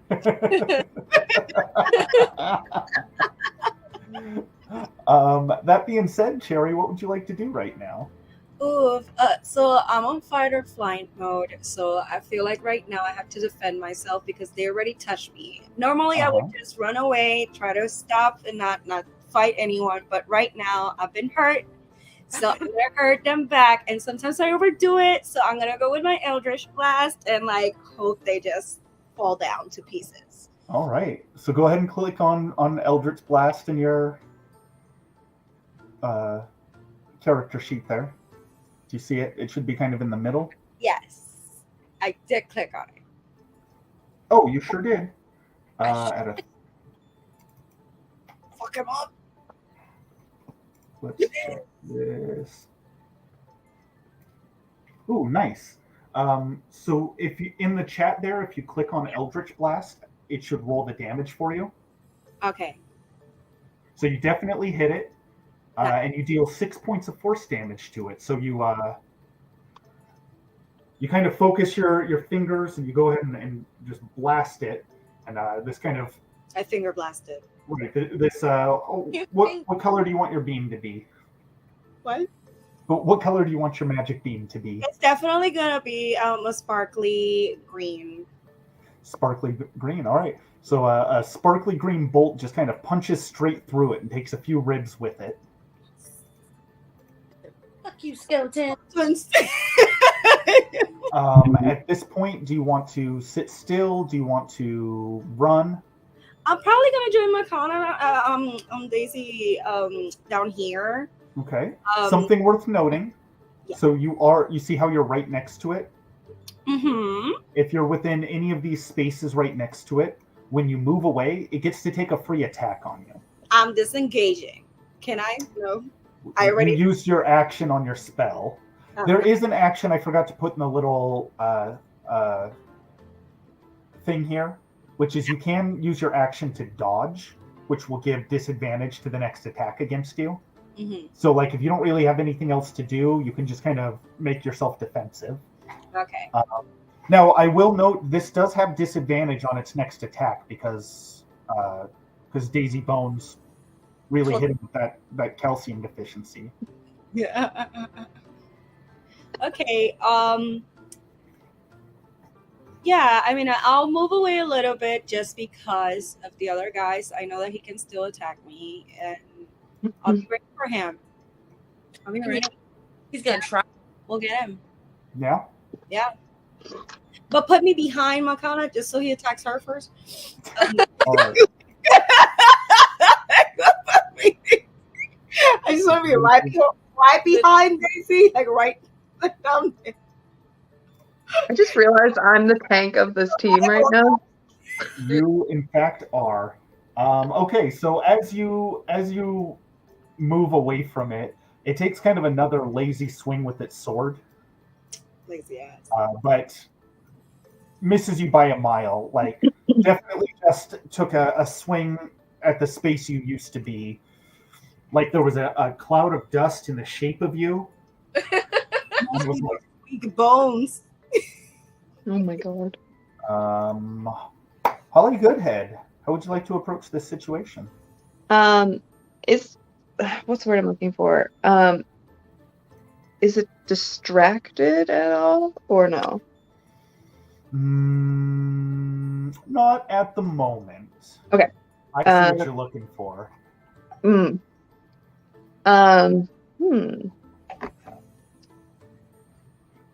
I don't really have much I can do other than just kind of like listen, I have a dagger. Can I turn it into a throwing dagger? Is that cool? I don't have to like super engage with him. I know I'm the tank, but I'm still pretty squishy. You're still kind of squishy. Did I not give you a short bow?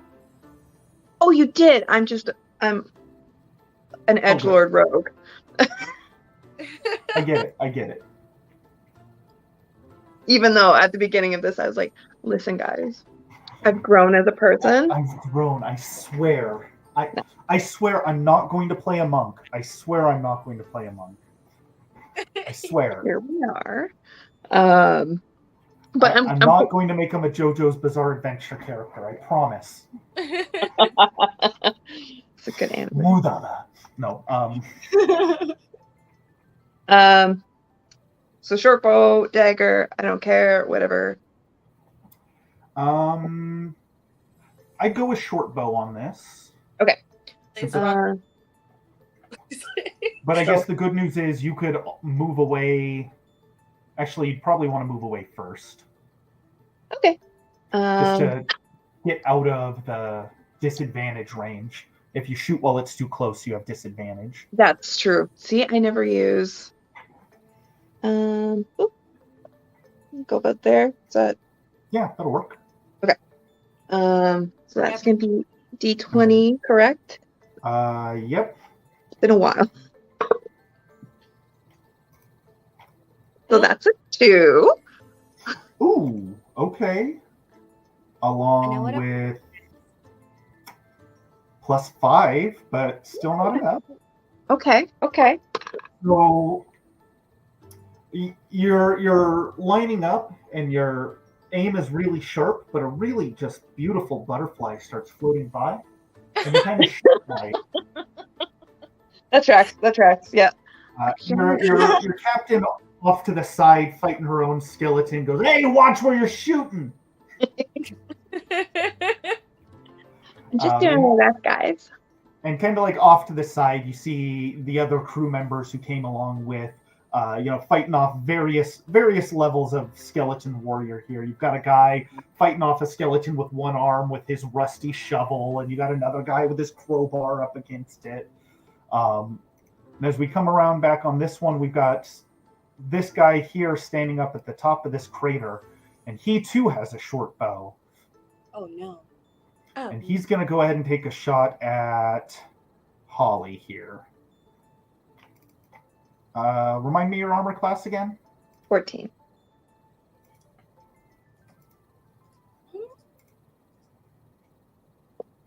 Ooh, that is a hit. Holly! We've gotten first blood.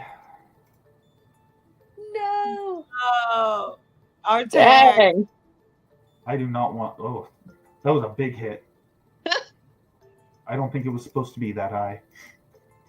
Oh, no, that was a perfect roll. Wow.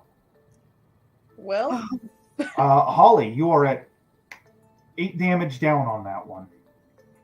Damn. she's I limping. can take a 1 hit. A one-hit wonder. That's me, baby. That's you.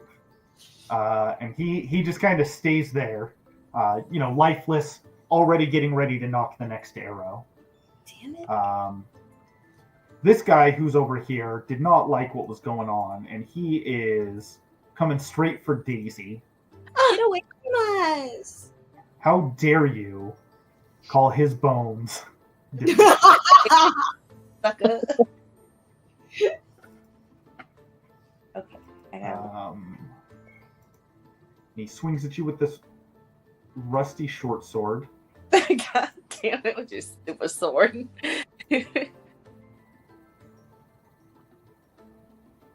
What's your armor class again? Are you It says armor 13. 13? All right, he can't hit anything for crap. You really got to him. Yeah, because he sucks. He's really having a rough time of things. It is your turn now, though. Okay.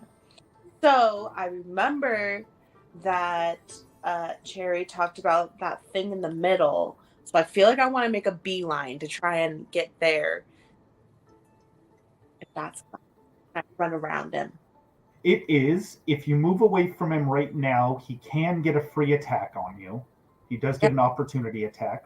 But you can use your action to disengage, which means you can move away from him. You won't get an attack, but you can get away from him without him attacking. Okay, well then let's disengage. Okay. Sorry, feelings, bro. Let me just mind my own business. And you're gonna make a straight run for that X on the ground there? Yes. What's your movement? Or your speed? Is it 30? Speed is 30. Okay, so we're gonna go 1, 2, 3, 4, 5, 6. You make it right to the edge of the crater. Yeah, I don't got no shit to get me down. That's all right. It's not a particularly deep crater. You can make a little jump without having to worry about it too much. Or you can climb down at lower speed. So when something impacts your speed, it just means it costs more movement to get through. Down. Right? So like if it was difficult terrain, it would mean for every one space, it's going to cost you 10 movement instead of 5, that kind of thing. Yeah. Cool. I guess that's the end of your turn. And this dead man over here is just kind of making his way towards the party, meeting you over at the edge, and that's as far as he's making it there. Making his way downtown? Making his way downtown. Walking stalkerty fast. Not super fast. I have a question about my spell. Hit me. The charm. It's a humanoid. Are they humanoids? I know they're dead, but they're humans, right? They're humans. Well, right? they count as undead, so charm person's not going to work on them. Damn it, because I was trying to convince them to kill the other guys. But okay, no problem. Fine. I will use the armor of Agathis just to make sure that I am protected, and if they hit me, it hurts them. And then I will join Makana. I will join Daisy, just exploring out there because I see that X and I want to get to it. Okay. So armor of Agathis gives you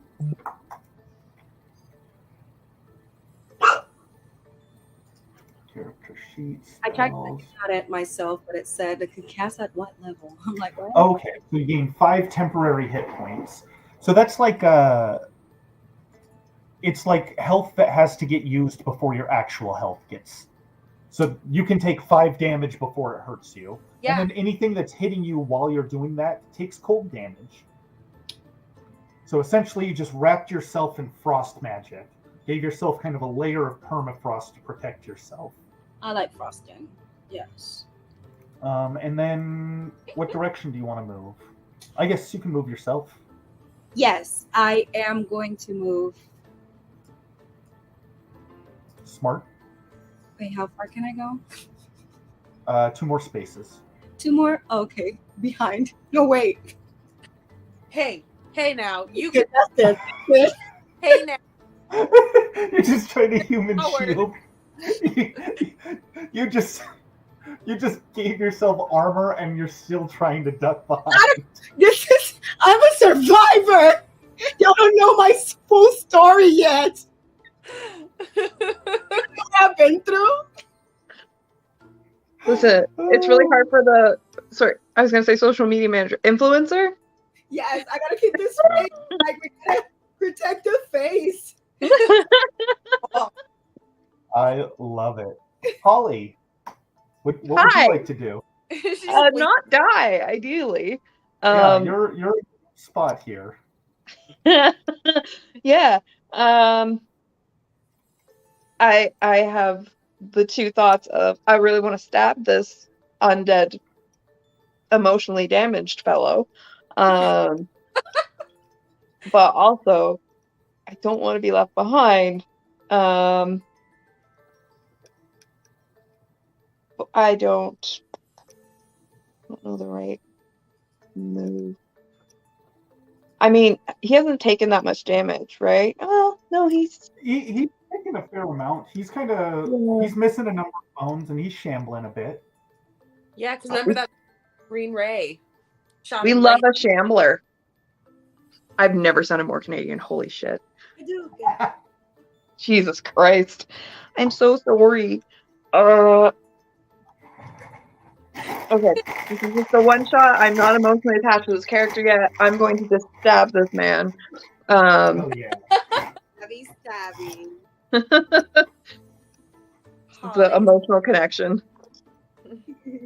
8 plus 5, math is hard. This is why everyone uses the app.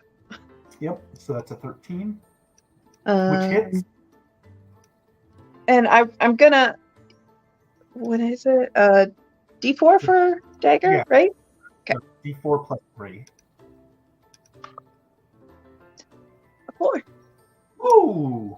You just- And the dim light of necromancy keeping this thing alive as your dagger severs the spine, kind of fades out as it crumbles into bones right next to you. Hell yeah. As he dies, I just go, I'm also lactose intolerant.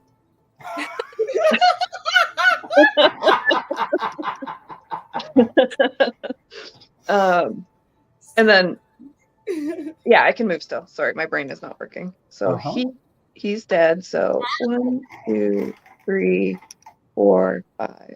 You should Okay. stand like in front of me. I'm just gonna. Side the other, like in front of me. You I have 2 hit points.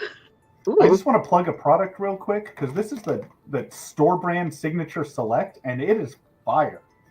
This is a $2 bag, and they're hella good. And I'm like, oh no, they're hot and spicy. You need to get regular ones for me, or like lime or something. Yeah, I'll lower it for you. I should have said, I rattled your bones. Yeah, from the airport. Damn. In hand. That is a good one. That is a good one. Okay. So Holly's down. I feel like it's a good formation, like me in the middle of y'all. This seems a little consistent, I guess. Like usually it's like the warlock or wizard in the back, but it's like, I'm fine. Right. I would also strategize with Holly going forward. She gets a big bonus if one of you is also next to the monster she's attacking. Okay. Okay, so that is Daisy. Bones, you can go next. I got you, Holly. You're like, Y'all are best buddies. Y'all do everything together. I'ma just capture everything with my phone because remember I gotta get the content. amazing. But I'm like, don't get my face. Don't get my face. I'm like posing. Wait. Are my rolls showing on the chat for you? Hold on. Last one I see is a short bow. Yes. Okay. Ditto. Interesting. Okay. The captain, just leave us alone here. No, the captain's off fighting her own. Okay. Well, these really letting us. Because I'm not trying to do more than the boss. You know what I mean? Like. Right. Oh, I see. You want to sleep in the big bed tonight. Okay. Oh, that's how it's gonna go. Ooh. Okay, did that show? Yes. Yes. It's Yeah. interesting. A 1. How about this? Did that show? No. No. Do you want me to share my screen? Nope. Okay. Nope. I just needed to do some quick quality checks. It would be good to share with people though, so they see the map and stuff. Oh, I guess that's true. We killed one. We I killed. see. Oh, Holly killed them and took a hit. Oh, I mean, I just ran away. me and Sherry just running around. Protected. Okay. Sorry, I was getting my rolls all from the wrong source. I think I got it sorted out now. Okay. I was clicking off somebody's character sheet and not the Skelly Boys. Ooh. Yeah. All right, so this one up at the top here takes another shot at Oh, he's got a bow. I remember. Holly, but this one goes way wide. Thank fuck for that. Daisy, you're up now. All right. Well, these guys are closing in a little fast. Obviously, they're not that far away. So I want to start roasting them before they even get close to us. Tell me, girl. I said, "Wow, we all love a short king." Are we doing this one closest to you or the one with the bow? No, the one closest. Okay. That one hurts. And it's like turn to shambling. Being mocked over being short after life. In the afterlife. And it made like an amazing roll on that. That's a hurtful. And so it like you throw that out there, and it's like shambling towards you, and goes kind of like what are you even talking about? Any movement on your part? I'm gonna start, I guess, slowly making my way down into the crater. Okay. I have a question. Sorry. me. I could be confusing all of my games, but would the one with the bow have advantage because they're higher, or no? I'm not taking any of that into account. Okay. I think it's more of like a 3.5 or Pathfinder kind of rule. I don't think they mess with it a little in 5e, and it's kind of a house rule sometimes, but for the time being, I'm not worried about it so much. Awesome. Thank you. Okay. So do you want to get as close to that X as you can? Yeah, let's get all up on it. Okay, so actually, I think you can get right to it. So you go 10 feet there, 5, 5. You find yourself standing on it, and as you stand on it, it shifts down a little. Oh Like no, that's not a great sign. You feel the stone move just a little, and it kind of clicks into place, and you hear this kind of ka-chunk noise come from behind the statue there. That's the nightmare of every fat girl. No, thank you. Let's get out of this.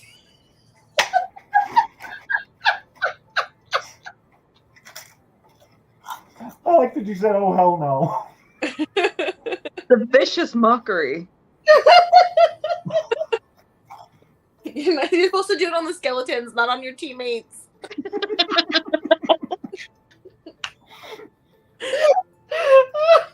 Speaking of which, Oh my god. this guy did not like that short king joke. Don't go away from the thing. Get him away.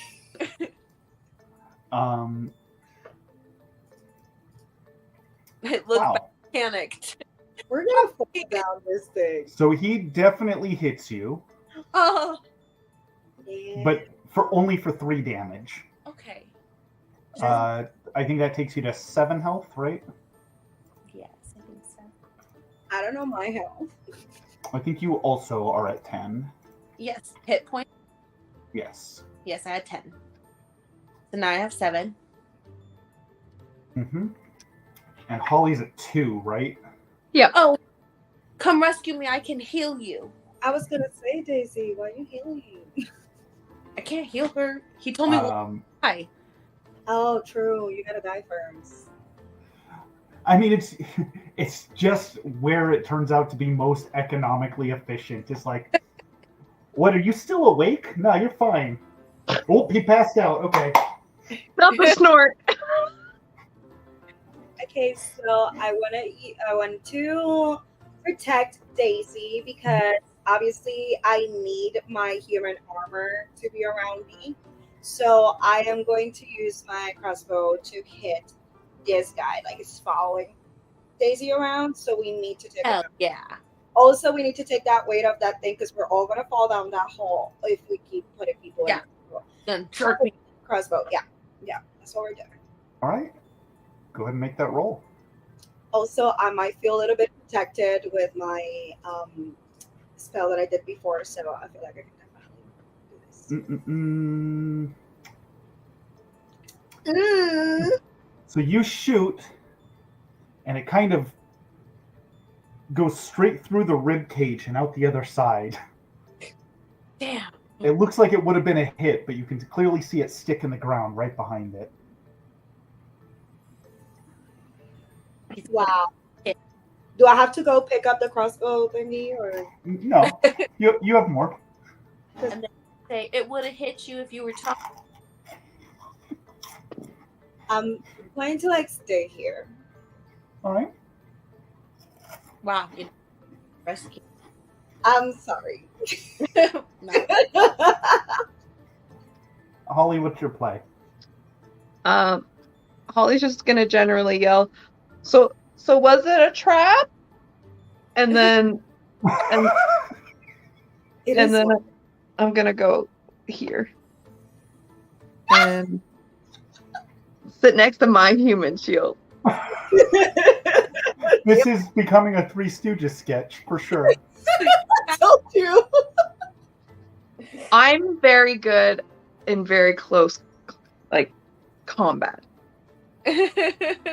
That's my bread and butter. Oh fuck! What Are have you I gonna done? take a ranged attack or anything? Short bow?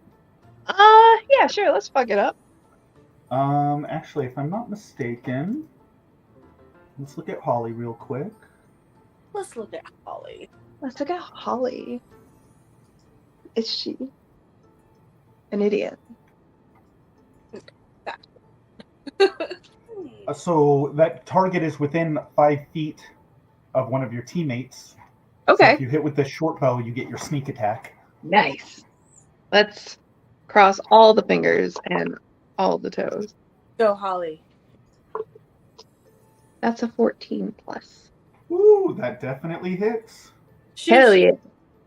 Yeah. That's what? 1d6 plus 3 plus 1d6? 2d6 plus 8. Did you see my brain? Uh-huh. It's Holly isn't a character. I was supposed to take it seriously. So, a We're not 5? a character, but You rolled what? 5? 5 total? Well, am I rolling d6? Yeah, you're gonna roll 2d6. 2d6, so 5, 8 plus, another one, right? No. So you rolled a 5 and a 3? Yep. Plus 3? Oh, you completely obliterate that thing. Yay! Your arrow never stops moving, just a collection of bones kind of follows after it. And then I go, I rattled his bones. And I give myself a high five. It's important to note, this is giving yourself a high five. It has to be up here. If it's down here, you're just clapping. Did it. it's very specific and technical. I've thought about this. I can tell. I've had discussions about this. It's fair. I honestly never considered it, but I see your point.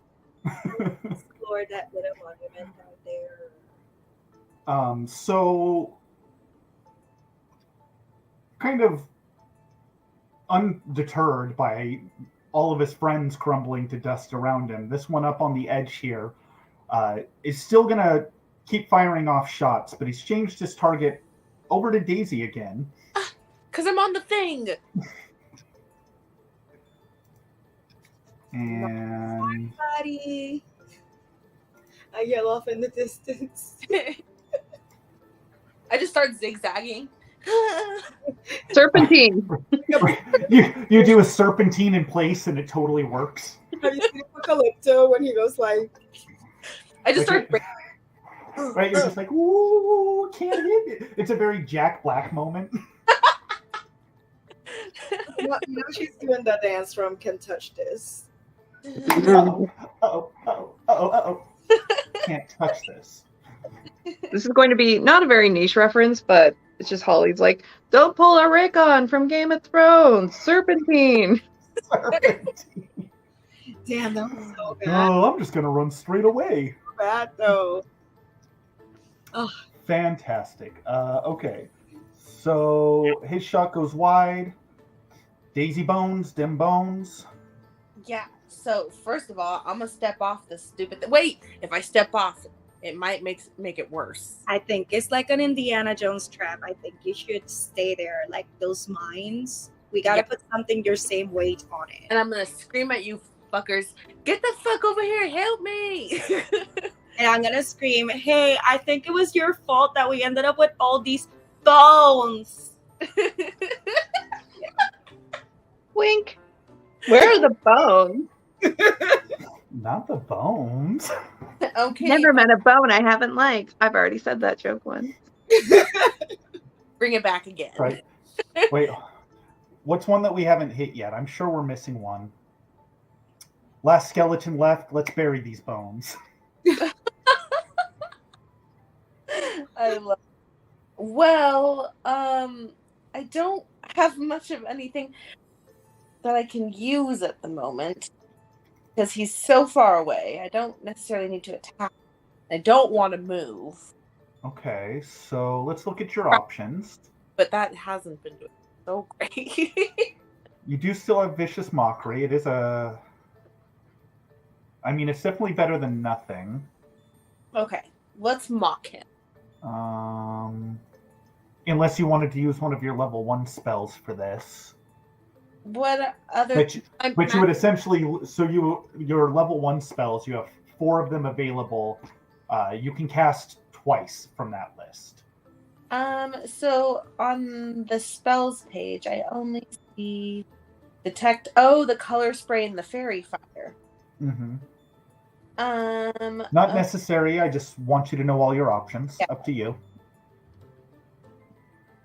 Can I use my little helpy hand guide to like investigate the trap? Is that allowed? You can. You can also just use your turn to like assess the trap, investigate it, see if there's any. Okay. Give me an investigation roll. What?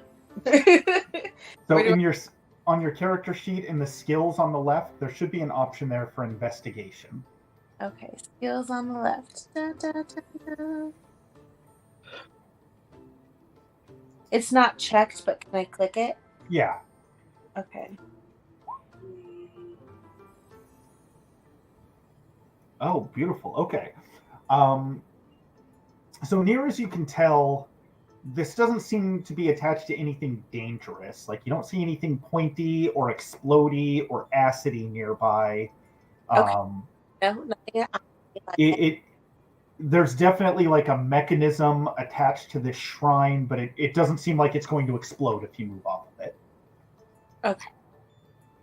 In that case, I'm going to run back towards the other two. Gotcha. Oh, shit. I hit something. Whoops. I was not supposed to click that. You're all good. Okay. Behind Sherry. Bless you. Pardon me. Uh-oh. Here comes a third. I just want to reference everyone back to my Twitter from today where I asked, do you think there's an amount of sneezes? Yeah. So it's crazy. It was always 2. My entire life, it was always 2. And then I turned 35. Everything downhill. And it's been 3 ever since. He always sneezes a lot. Well, and that's also when, because it didn't used to happen to me, and it does now, bright lights in my face will trigger sneezes. Which sounds made up, but affects something like 60% of the population, so... It's a thing. Absolutely. It's a thing. But I digress. Is this where you were looking to be, Daisy? Yes, behind Cherry. Behind Cherry? In shrine, like me in middle, like a s'more. I feel like I understand how y'all bunk on the ship. Very close. Like... Triple spoon. Cherry being a switch is always the big and little spoon. It's true. How many points of psychic damage? Let's see. Okay, so you did... Wait, you threw a vicious mockery over there? Or no? Oh no, you used your action to investigate and move. I investigated, and there's no acid if I leave. That's right. You will not get acided. Cherry Poppins, what would you like to do? I'm feeling very, very bold right now because again, I remembered that I like protected myself and I'm in good health and everything. So Uh-huh. I'm definitely gonna blast them. Um, Okay. I, I just wanna make them go all the way, and I'm gonna make it happen. All Boom! right. Yeah. My green blast with glitter, like buttercup. And you know what? You definitely hit it with that blast. You take a few bones off, and it kind of stumbles a little, Yes. but it seems otherwise undeterred. Damn. Holly, what's your move? What's going on That's with you? my name. Am I in? That was in game too. Is this? I hear a voice from. That's me. Holly is oddly aware that she's a character in a game. Oh no! I've broken everything. Am I shooting distance, or should I move a bit? Yeah, you're in shooting distance. Let's try for it. I'm assuming, yeah. Let's hope for the best. What's the 10 plus brain isn't working? 10 plus 3 plus 5. That's what I thought. Okay, yeah. Yeah, you definitely hit. What's your damage on that? A 4. 4. So you clip it really good too. It is just like the bare minimum number of bones that need to be together to qualify as a skeleton. And then I roast him.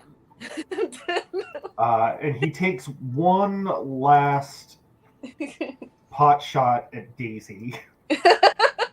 That is because before Holly went, I sneakily sneaked behind them again, and no one noticed.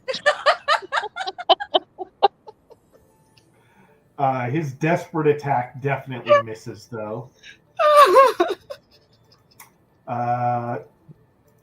Daisy, you want to try and finish him off? With Oh, okay. heavy sword? Or can I throw my dagger? Is that allowed? Mock I'll him allow to it. death. Mock him to death. Bucket to death.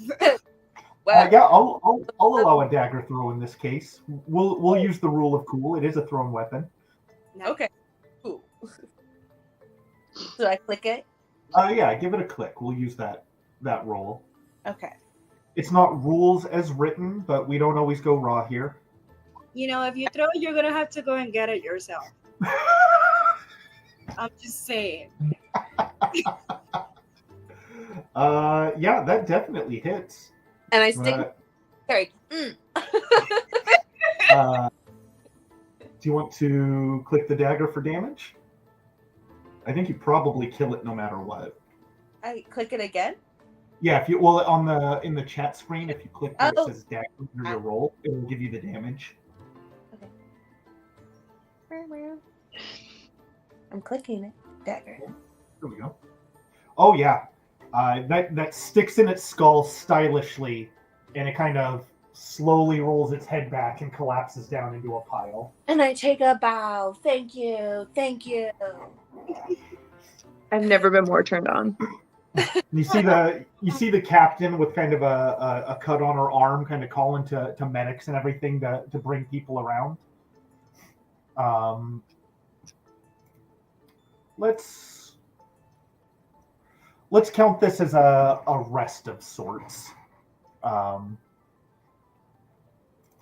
So if you want to use, something in your character sheet there is a hit die. Okay. Where's that? So it's on the right underneath your hit points. There's temporary hit points, and right underneath that is hit dice. Hit dice. So you can take short rests and long rests. A short rest in this case is going to be the captain helping everybody kind of recharge before we hit the next leg, after that battle, everyone healing up. So if anyone's taken damage and wants to use their hit die right now to heal, they can. Well, And give it a +2 for the first aid kits the captain brought. I don't. Cherry, did you take any damage? I'm at a 9 now. I think not, and that's why I was like, "Damn it, I hit it. I shouldn't have." Like I'm It's- so rested. I already took my beauty sleep, and I protected myself with sunscreen and a cover of like magic and stuff. And I still wanted to recharge, but like I'm good. You said +2, Yes. so I'm at 9 now. I'm at 6. Holly's trying. Okay. Doing my best out here. So as the last skeleton kind of crumbles beneath, and you take that moment to rest and kind of heal up. As you look a bit closer, you see that serpent shrine is actually coiled around a compass, Mm. and that compass is not pointing north. It's to the treasure, guys. It's to the treasure. That's a big snake. We have to use the compass, and it takes us to the treasure. Instead of the north is there. But where's the? Um, Who has the map? the captain has the map. Stupid cat. Of course. Sass. The level of sass. The captain always gets the nice stuff. Is there anything you wanted to particularly look at here? Me? Well, just in general, anybody? I So want we're not on a turn order anymore because combat's finished. So basically, Oh, okay. We can kind of do what we want. yeah, exactly. This is a moment to kind of explore and see what's going on. I want to get that compass. Can I take it? So when you grab at it, it's kind of firmly in there. There is a little wiggle room. You feel like you might be able to force it if you tried. Just don't stand in the S because I feel like we will fall in that hole if we take it out. Can I just do like a general trap check? Yeah, You know what I do a- mean? Yeah, give me a perception check. House. Cream, is it a trap when you were away earlier? Oh fuck, what is this? No. Insight? Would it be insight? Perception in this case. Perception. Okay. Oh dang, she's got a lot of perception. Yeah, she's +5 on that. So it's still not great. That's a 10. That's a 10. Okay. So you do notice it doesn't appear to be like booby trapped in any way. But the mechanism inside of it is definitely linked to another component.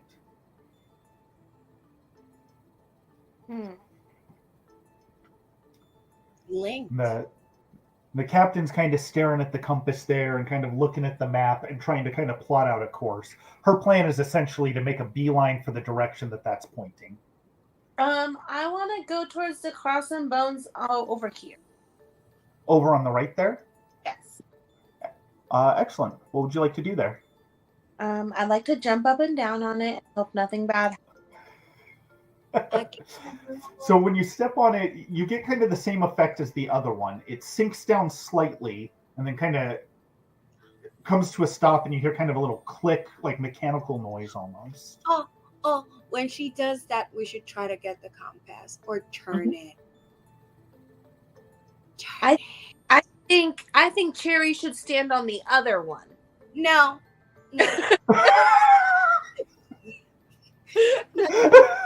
That's a no. First rule of improv.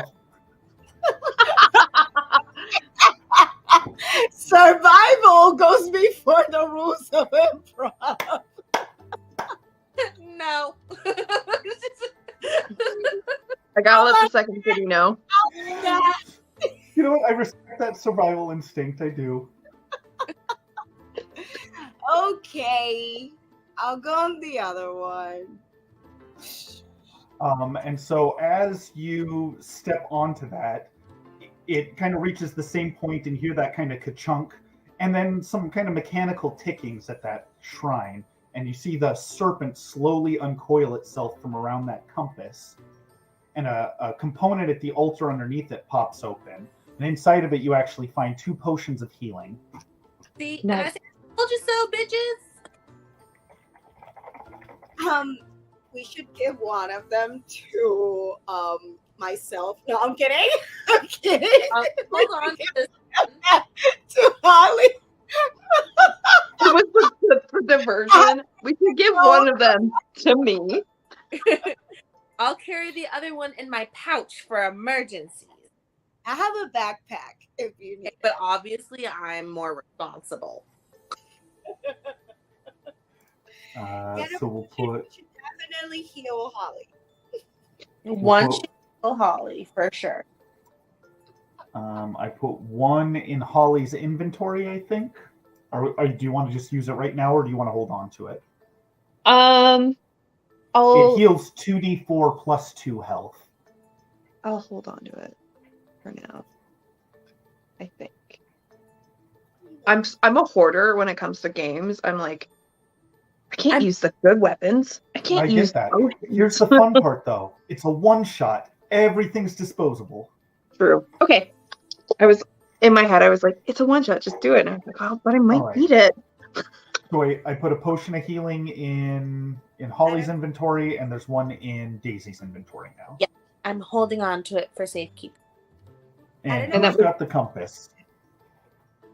I don't feel like Cherry should get the compass. I'll take the compass. I'm just yoink. And the captain looks and goes, just be careful, Holly. I'm a delight. This is the one thing I'm good at. Where is Daisy? I'm still over on the thing. I'm back. Here, I'll come back over. I'm fine. Oh, there we go. And then it turns out that, oh no, it was booby trapped and I cut my hand off. Oh no. Healing. Damn it, we wasted both of them. So as you take kind of a closer look at the compass, it's kind of unassuming. Like the metal on it's a little bit rusty.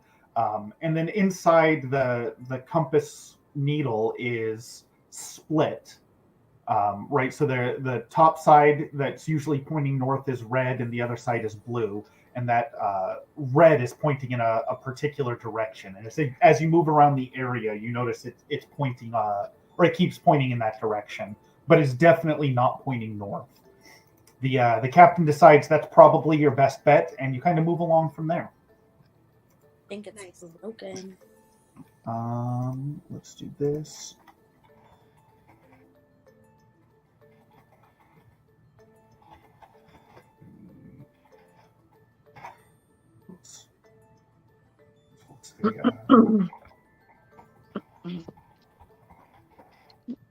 So you kind of follow the needle for a while. Through the forest, and you hear all the ambient noises. The island seems unusually active. Like you can hear a lot of birds and kind of animals ruffling around. And as you get to kind of the mountain in the center of the island, you notice a cave entrance, kind of marked by stacks of rocks with a skull on top. Ominous. And as you step into the cave, there's kind of this, cool, musty smell. And the shadows are kind of playing tricks on you as you wander through. The captain has the rest of the crew pull out their torches and lanterns and everything to kind of light the area around you. You walk through the cave for a bit, and it kind of opens into a large chamber. And at the end of the chamber is kind of a sheer drop. And as you get in there is a little altar, and in front of it are 5 levers. Perfect. Give me a second.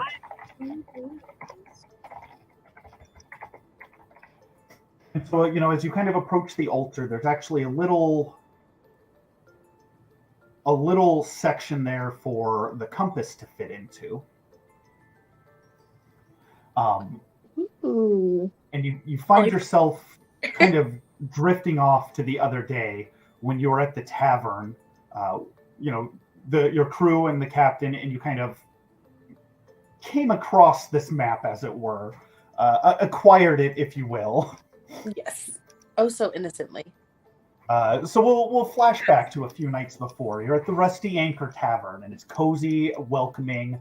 It's kind of a rowdy group in there. There's music playing. There's flickering candlelight. Food is coming out. Drinks are coming out. Everyone's having a pretty good time. What do you think y'all were doing in that tavern? Where was your focus? I was the opponent. I was obviously working. It was my night of being entertaining. Obviously, I get prime time. It's so good. I get so many tips. It's so fun. And yeah, that's how we were able to finesse the map out of some people. I like that. So as you're kind of working through the evening, you hear a guy at a table kind of being really, really loud and boisterous, right? Like showing off to his friends, having a drink, and he's saying, "You don't even know. We've got this map. It's gonna be awesome. Everyone's gonna know who we are. Everyone's gonna know the name Captain Billy Barnacle." Billy Barnacle. Short king if I've ever heard one. Cozy up. Did you say Billy Barnacle? And I said, well, I'm not going to keep this body the rest of my life. I need to find another ways to get an income for retirement and everything. So I think this is my opportunity. Well, how are you going to finesse it from him? Oh, it's a teamwork effort. Yeah, she's going to... Sounds like little fingers over here. Okay. Yes. What's that? Sleight of hand? Carrie on stage dancing, and I'm flirting it up, stroking the beard. Let's start with Cherry then. Give me a performance check. Let's see how captivating your dance is. I'm in a couch, y'all. I do hand dancing. I do. Ooh. And then I tease a little. I go like, "Whoop, no, no. What are we at, AVN? Sounds like. Jump on your character sheet. Give me a performance roll. Okay. How good does it actually go? It's gonna hit hard. My favorite thing is to make you describe the action first and then see if it works. Because I love when you describe like this super cool thing and then you roll really bad.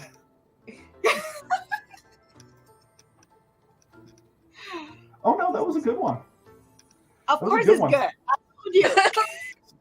So you are up there and you are teasing, like all eyes on you. And then Daisy, you said you were given a little flirt? Yes, I was flirting so that his shipmates don't notice either. Okay. But you're not really into him, are you? No. No? Give me a deception check then. They're not my type. They're not my type. I really go for like trolls. Oh, but they think they're your type. Oh, you got them eaten out of the palm of your hand. Not that. They are trying to order bottles. They are trying to impress you. Yes, bottle service, baby. Like Cherry is setting the mood. Everybody's attention is distracted. Okay. No pressure. You better get that shit. Listen. Let's do a. Cherry's giving her the eyes from the Let's stage. do a sleight of hand check to see if you get this map. I'm like, listen, everyone's rolled well. I'm gonna fumble. This is 12 plus 5. Oh no, that's it. You finesse it quite nicely out of his person. I'll just. That was a 3-part attack. Yeah, Um, teamwork. and just throughout the night, you kind of find yourselves, enjoying the party and knowing that they're going to be sleeping this off while you're getting a head start on it. Shoosh. Yeah. Um, It's like the scene from Hustlers where all the men are getting drunk and we're just throwing the shots behind us. Yeah. that's right. Did That's they right. have a copy? Because otherwise, like, I don't see how they can follow us. Do they That's put true. it? Okay, do me a favor. I want one more check from each of you. Mhm. Let's do. You know what? Everybody gets a choice here. Persuasion, deception, or insight. Mm, Whichever one's highest for you, I would say. I would go persuasion. Deception. I'm going perception. Okay, okay. That's 14 plus 5. Okay, beautiful.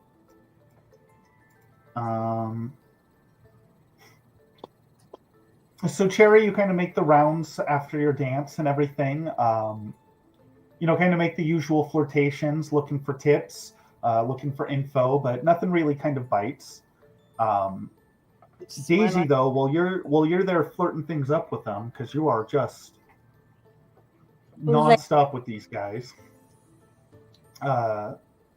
persuading them, you get kind of a drunken rambling from one of them, and he's like, "We tried to get it once before. It didn't work.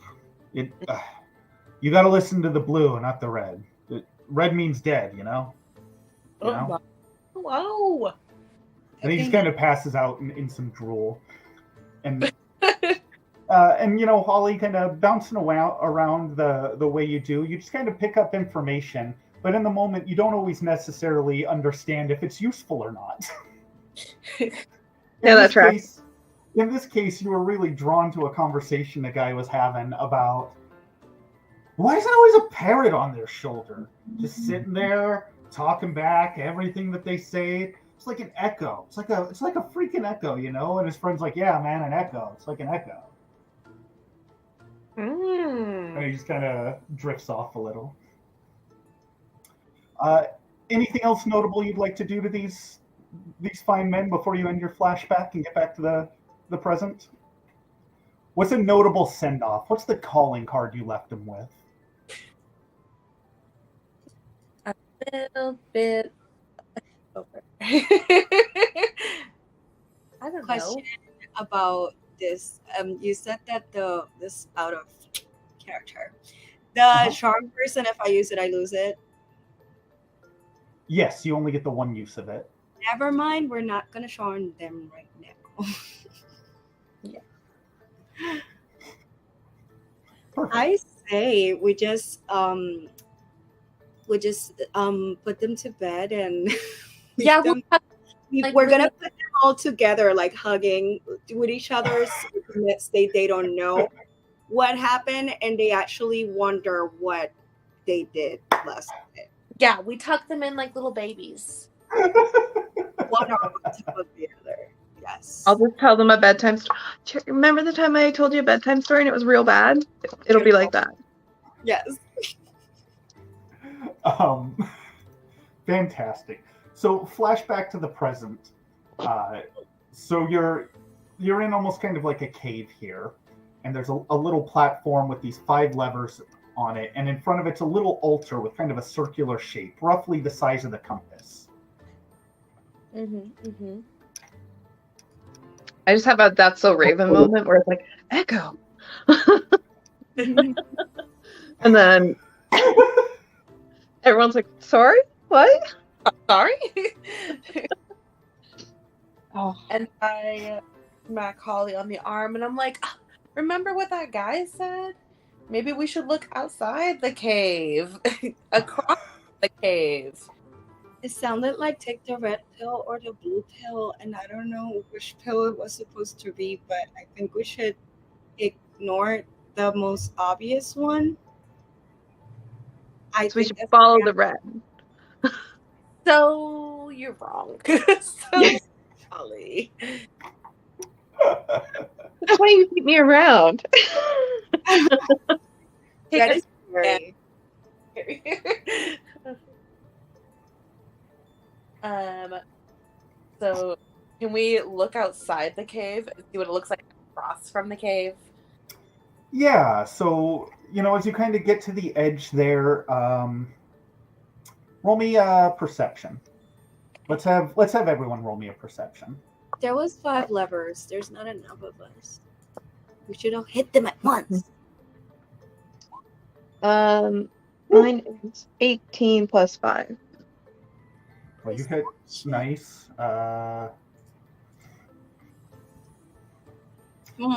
So Cherry definitely sees no bottom to that kind of empty chasm in front of you. So just on the other side of these levers is kind of, and that's about as far as she sees.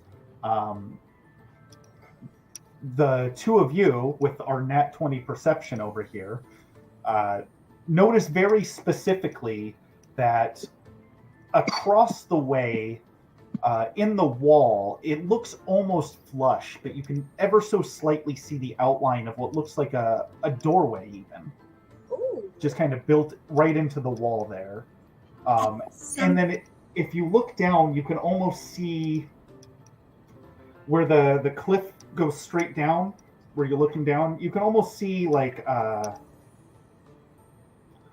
certain iron rods sticking out of the wall along the way. Ooh, I have something for that. I have something for that. What do you have? I have traumaturgy. Oh, you got thaumaturgy. Oh, that's right. And it's That's a tiefling or a fiendish thing. instantaneously cause an unlocked door window to fly open. So like we can open the door. Bright and dim, change color for we can cause harmless tremors in the ground, instantaneous sound. Cause an unlocked door or window. You don't know if it's locked? You can try. I want to try it. So you attempt, and like you can feel it trying to move, but it is very clearly locked. What's this power worth? What is this worth? And the captain's just kind of staring at all three of you and says, "Give me the compass." Well, that doesn't seem like a good idea, so I swipe it. I don't want to lose compass privileges, so I will protect Daisy if the captain tries to. We'll do a vote. We'll just go like, "Hey, captain, let's do a vote. Let's see who keeps the compass." This is not a democracy. This is my ship. This is my crew. This is my treasure. Well, Do you want to get paid or not? Maybe we should make a vote about that. This is mutiny. Yes. Some say mutiny, some say unionized. I mean, Right. be like, well, we're half your crew, and half of us say we need to go that way. Yes. And we're keeping the compass. Bye. And then we take a selfie before we go down the cavern. Yes. Listen, Taylor Swift. We're going to go over. So to be clear, you want to attempt to climb down this chasm? I would like, is it possible to test the weight? Can I like throw something on it to like check and see if it'll hold our weight? Are we talking about like the iron bars that are kind of leading down? Are they sturdy? They are pretty sturdy. They are embedded right into solid rock. All right. Well, then but they are spaced apart fairly far, so it wouldn't be like climbing down a ladder per se. Okay. Well, who has the best here?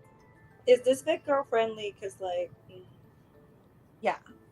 So if I can weasel my way into an acrobatics check. Mhm. then I'm happy to try and jump around these. I'll tell you what. I'll even give you a hint on how to go about this one. Somebody take the help action to give her advantage on that acrobatics check. We'll say that use the rope to try and give her the best chance to get down. I think. No. Do I? No. I have a horn and a dagger. What is a quarterstaff? I just want you to blow the horn in my face. Like, good luck. I do have a hempen rope. Oh, perfect. So yeah, make your acrobatics check with advantage. Good thing there's advantage. Because that was a 3. Oh wow, That was a 3. 2 3s. 2 3 That number. plus 5. Oh, mostly. 2 3s plus 5. Okay, that is not looking great. Let me You get rolled 2 3s. let me get an athletics check from the both of the other two of you. I have acrobatics too. Why not that? Okay, athletics.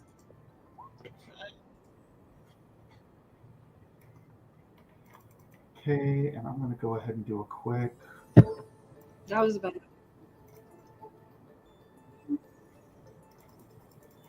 All right. So the rope slips. You make your way down to that first bar and then immediately slip off of it. Daisy grabs it and slows the fall, but it's starting to drag you, the both of you, forward until the captain comes over, grabs the other end, and anchors it up to pull you back up. This definitely looks like the Three Stooges. It sounds like the captain trust us no more, is what I'm hearing. Right. Damn. Well, I've been having pretty good luck. I feel like I could probably do it at the ferry. And I feel like I could carry this team. I'll stay here. I'll stay.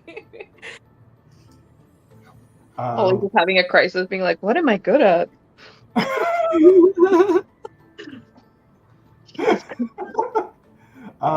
Yeah, I guess make an acrobatics with advantage then. So I click advantage. And then acrobatics. Acrobatics, okay. So you do, in fact, make it down, and it is quite a ways down. To the point where you can't really see everybody up above you anymore. And there's not a whole lot down there except dust and a fair number of skeletons. Fuck them skeletons. Not the moving kind, though. Okay. But given the situations you've been in, you can never be too careful. You do, however, see one of the skeletons is holding like a holy symbol and a scroll. Well, I definitely need to grab them. Or should I invest? No, I'm confident. Gonna grab them and run the fuck away. Oh, gotcha. Yeah, there are no repercussions to that. Yes, I'm gonna snatch it and then run back up there. Be like, pull me up. There is no particular significance to the holy symbol. It's just like his rosary or something. Just creepy. But the scroll does contain the spell Guiding Bolt, though. for our Meaning you can read this spell and or read this scroll and it'll cast this spell for you. And give me just a second. I'm going to find an item for you.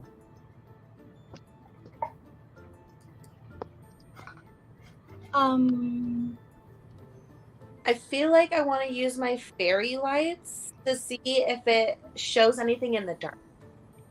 When you're down there? Yes. So let's hold off on fairy light for a moment. Shouldn't I read them? since I have like the Arcana thing. Oh, you do have Arcana. Like You know things about magic. I had a lot of magic on me. You're like, That magic in me. Yeah.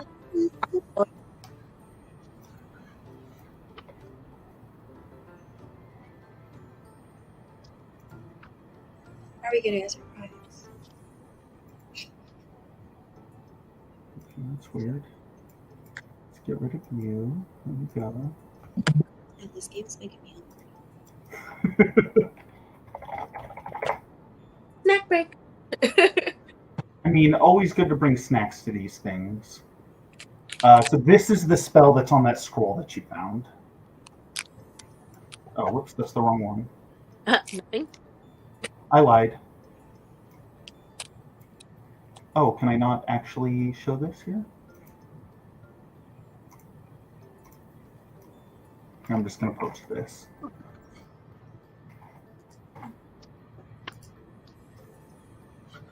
A flashlight.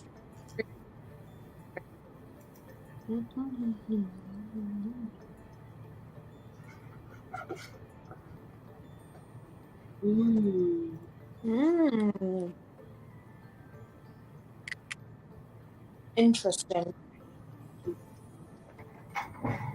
So you can essentially read from that scroll to cast that spell one time. Okay. As for casting Fairy Fire to see if there are lights down there, I'd save that spell and just say that you're using a torch. Oh. We'll keep it simple. But that's about it. As near as you can tell, it's just some debris from some people that fell off. The steel bars kind of sticking out seem like they might be related to a similar mechanism to what you saw at the shrine. So like there's something big and mechanical happening underneath this cave system. Well, we need to figure out how to cross it to get that door. Mm-hmm. Any other ideas? Anything else you want to try? Mm-mm. So you're going to stay away from the levers altogether? Yeah, levers. All right. I mean, whatever the team wants. What? I really want to pull one. Ollie!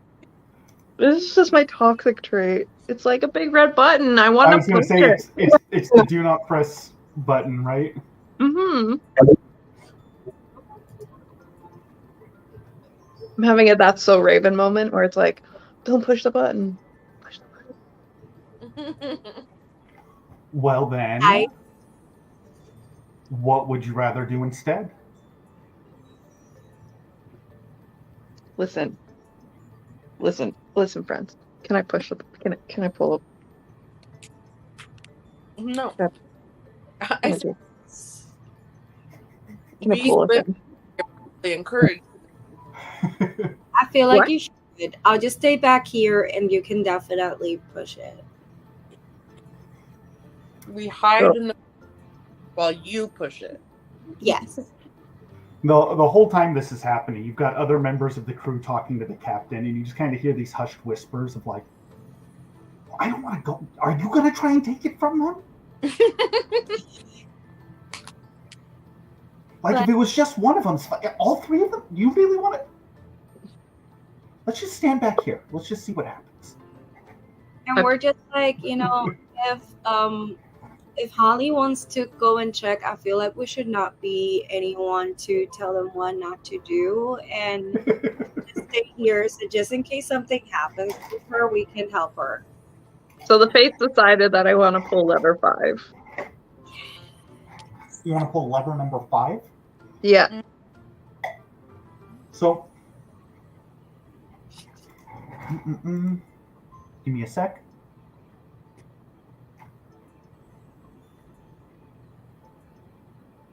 Well, if I blame the fates, like The toes. I rolled for it and it was like, okay. So you actually when you pull that, there's no effect. Okay, nothing happens. I want to pull one then. No. What? There's no consequences. On this one. Okay,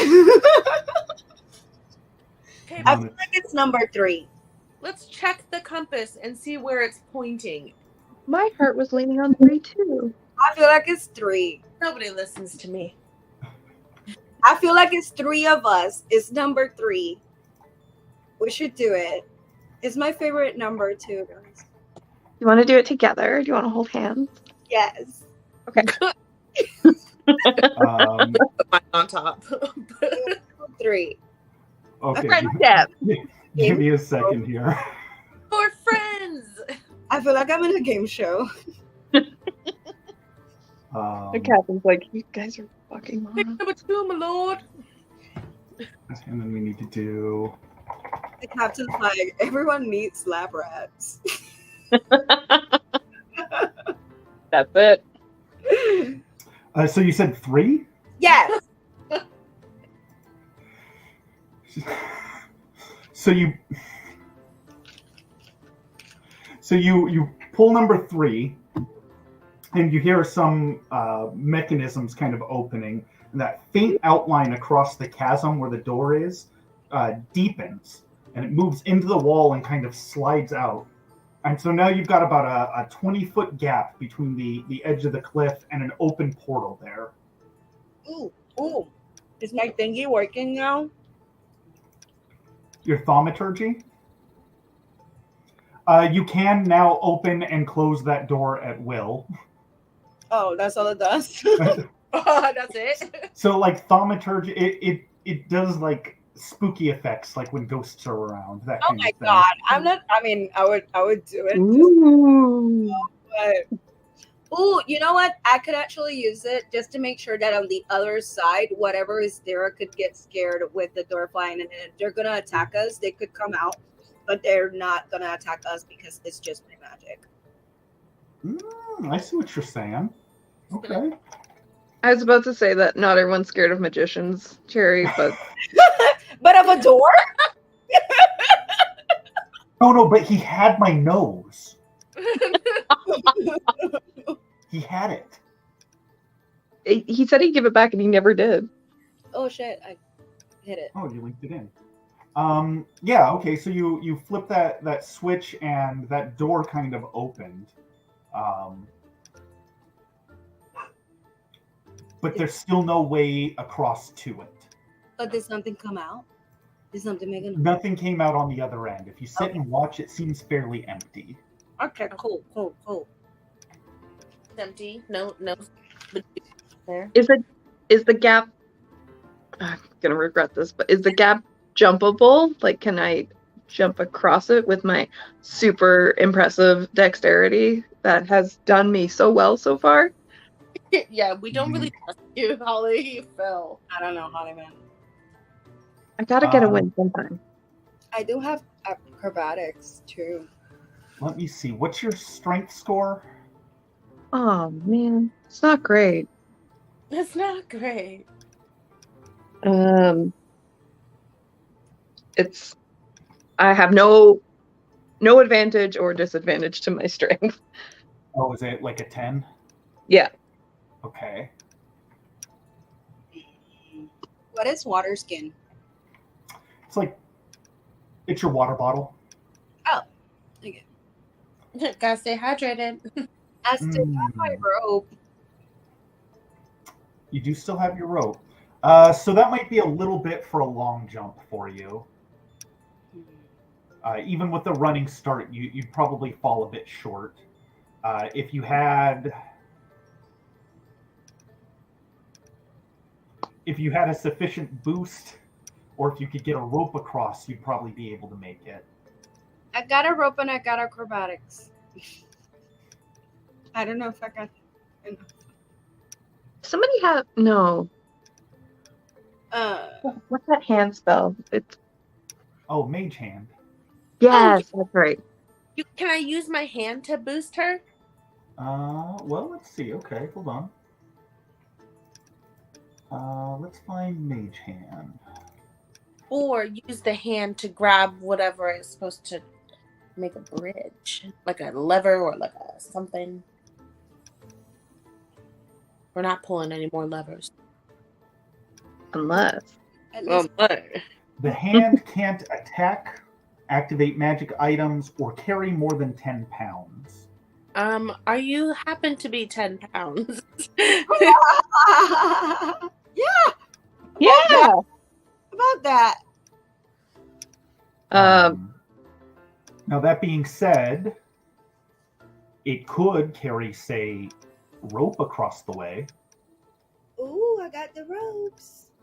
Well, we can do that. Let's tie the rope. Can we tie something? We'll tie the rope to something on the other side. Yeah. Yeah, you can for sure find a steady stalactite. Sure. I'm not going to research it. I'm just picturing a narrative where it's like Holly always has a rope just tied on her so she doesn't get lost like a child with like a leash. Like she feels weirdly comfortable by it. Funny, so I always have a rope on me. I love that. So do I need to roll for my hand? No, we can say it very clearly. Makes its way over, Cool. ties that rope over. So now you have like a 20-foot swing and a climb up the wall. All right. Or if you want to tie it to something on this end, everyone can tightrope walk over. Mean. What? I got a crowbar and a hammer. Well, We do have pittance, and so why don't I try and go across, and then we'll tighten it. Does that make sense? I see what you're saying. Yeah. Give me an acrobatics check.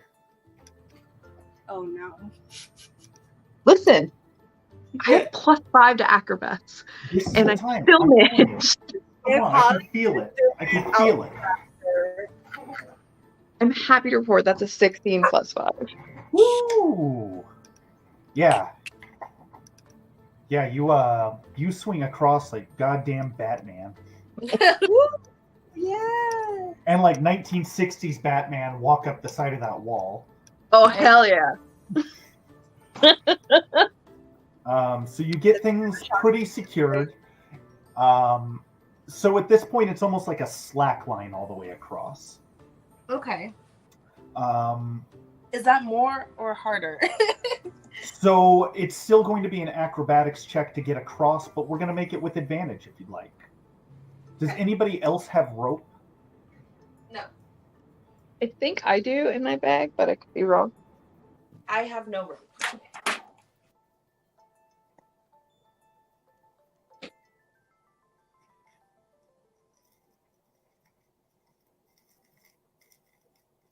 I lied. Oh, no, I didn't. I have a rope. Yeah. Oh, good. Okay. Carrie joined and said, "Well, hello there. Where's the leader of this world?" To which I Not replied, here. "We are pirates. We're leaders, and we she's- overthrew our captain." So Yeah, she's having trouble dealing with her bratty crew right now. Couldn't be us. couldn't be. Did we get that? Okay, so if you have a secondary rope, we can bypass the acrobatics checks. We'll keep that like a safety harness while you make your way across the slack line. Even though it might take a little while longer, it's a guaranteed safe way across for all of you. Cool. Okay. The captain just kind of scans at one end and goes, "Okay, cool. I guess we'll just wait here." This isn't your story. Again, acutely aware of the fact that I am a character. Oh, fantastic. Holly is very mentally ill, apparently. Yeah, so you make it across. A little shaken, muscles a little sore. Those are definitely not muscles that you have to use on a regular basis. Like, when was the last time you were hanging upside down by it? Well, okay, maybe this is the wrong group.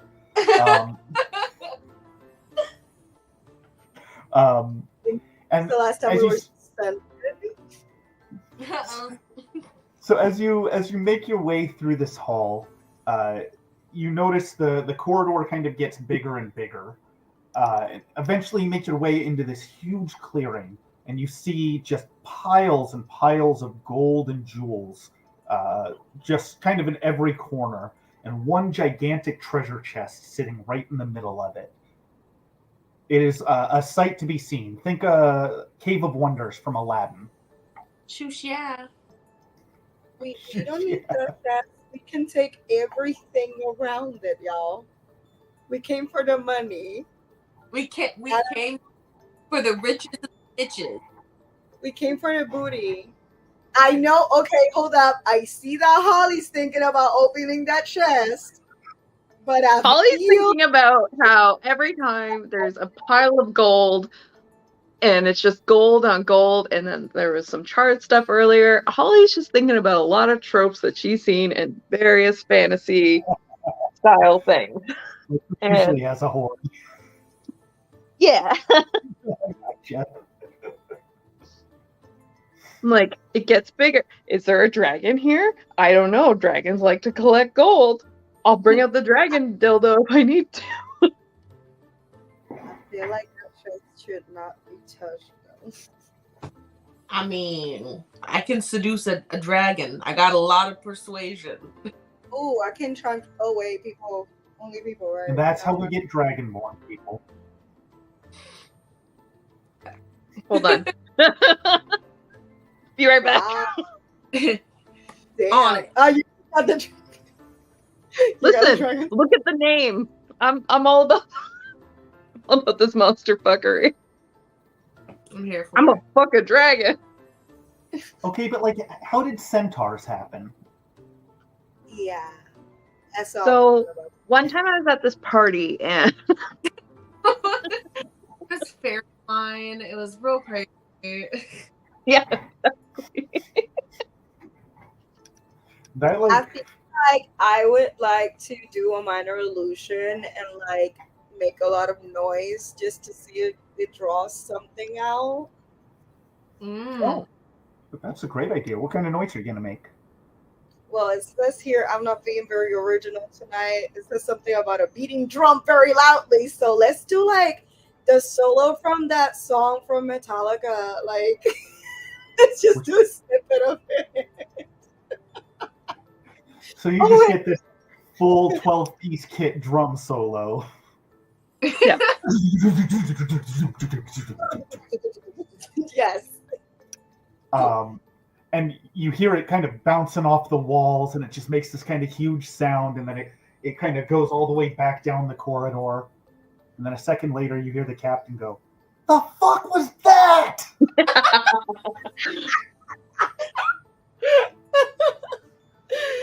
Sorry, we're just making sure there's no one else here with us.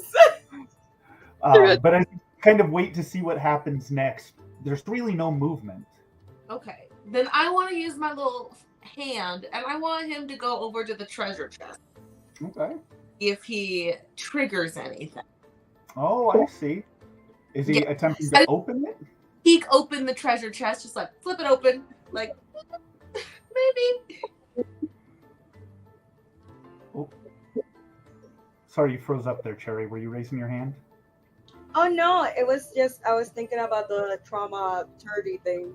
Anyway, but Oh, they opened it. It's okay. You use your hand, baby. You go, girl.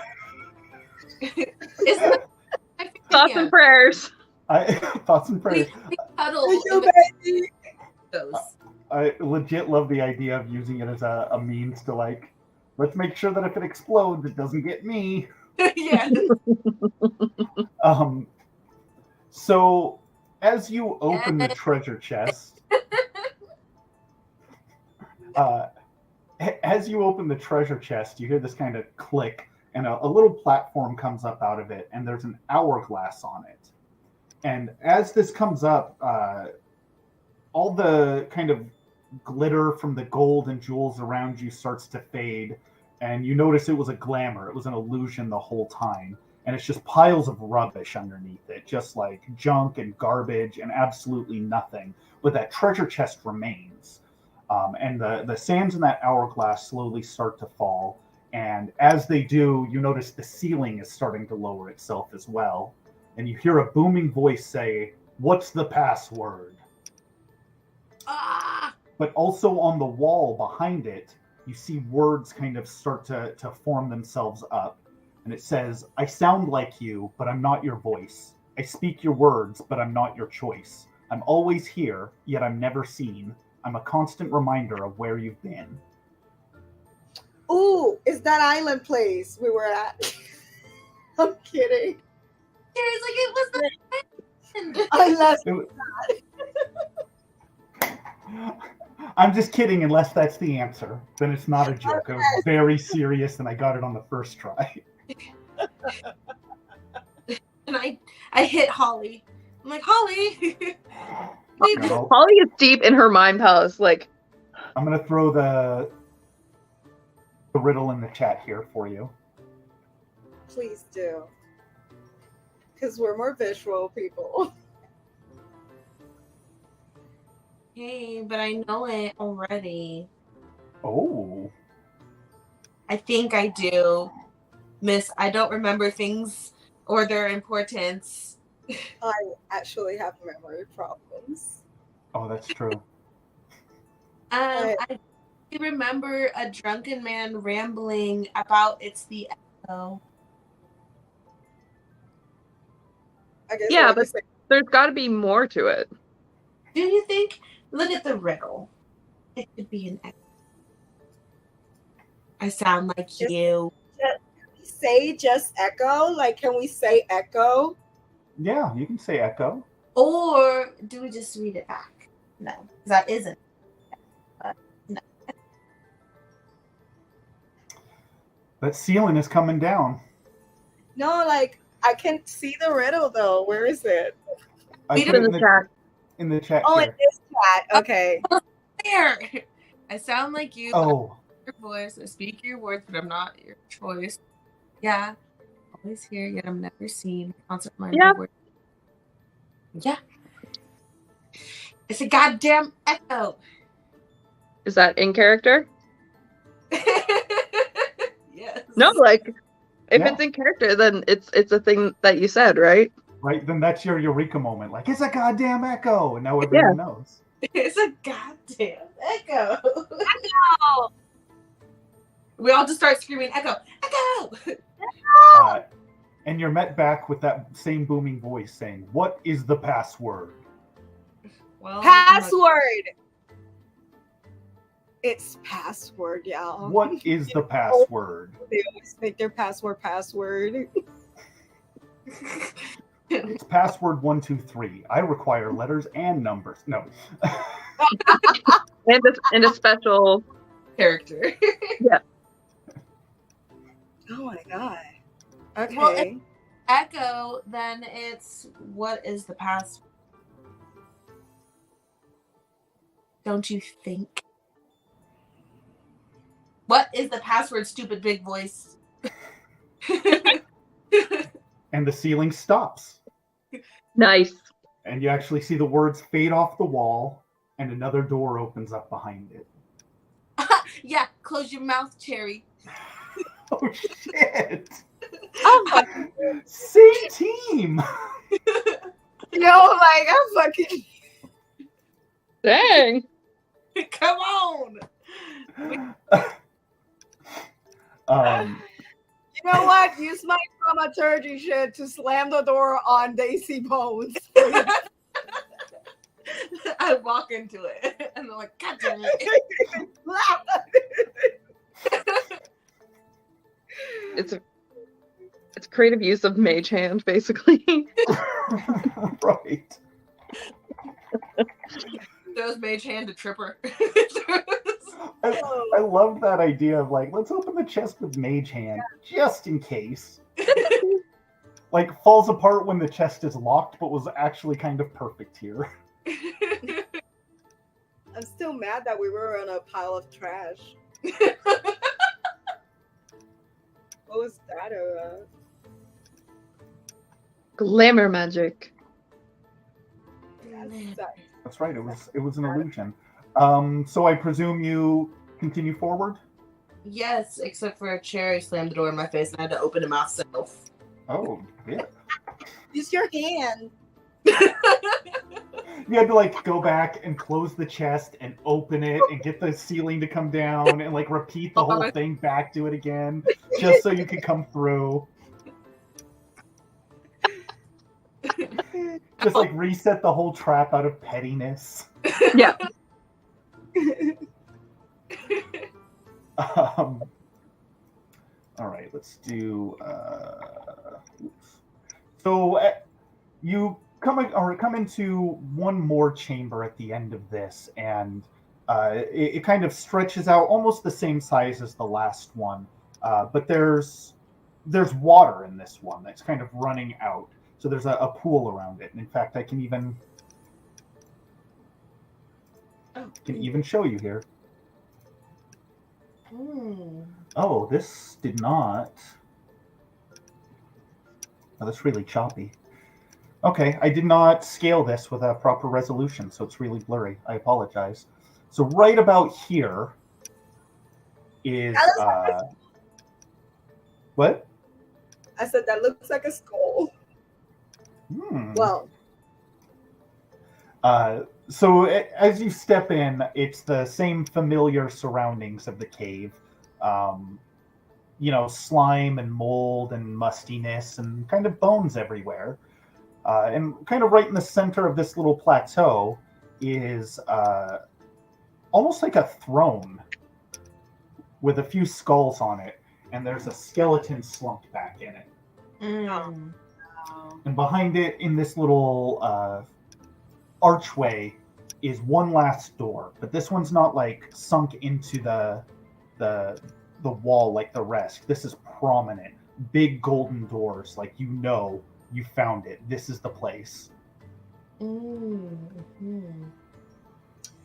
see. So that skeleton's gonna move. We agree on that, right? Listen, the way that I was like, I want to fuck that skeleton. Fuck it up. I'm just thinking that we should like go around the skeleton towards the door. I want to dash through. And go Okay, to the what if I just try and chat up the skeleton to see if he responds? They're not alive. Oh. So you give him like a hey, what's up? And you get zero response. Bone daddy.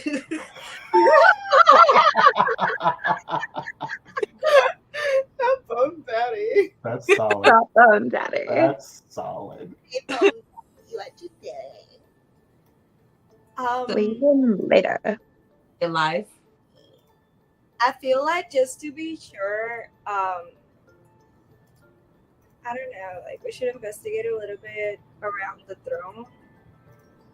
Because we don't know how to open the door. We're being completely. Right. Can I try to open the door again? It's probably locked, isn't it? You can try it. It is locked, and there's a. It is locked, and fortunately for you, not booby trapped. Of course. But it is not moving even a little. There is a keyhole there, but it is not budging otherwise. Can I invite the king, Captain? Oh, yeah. Yeah, give me an investigation roll. Or actually, give me a perception check. Perception.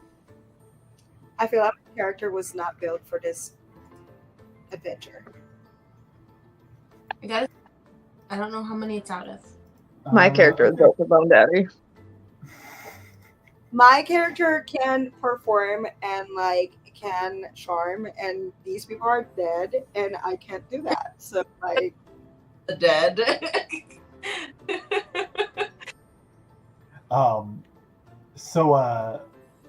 As you look at this skeleton, you see it's like less skeleton and almost more mummified, like it's just been sitting there for so long it really dried out.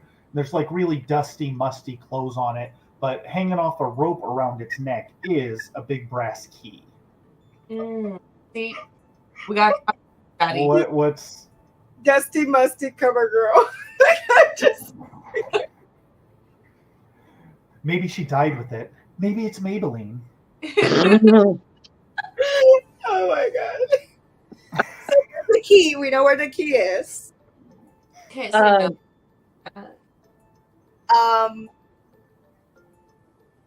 I kind of want to like snip it out, but I know we'll have to fight.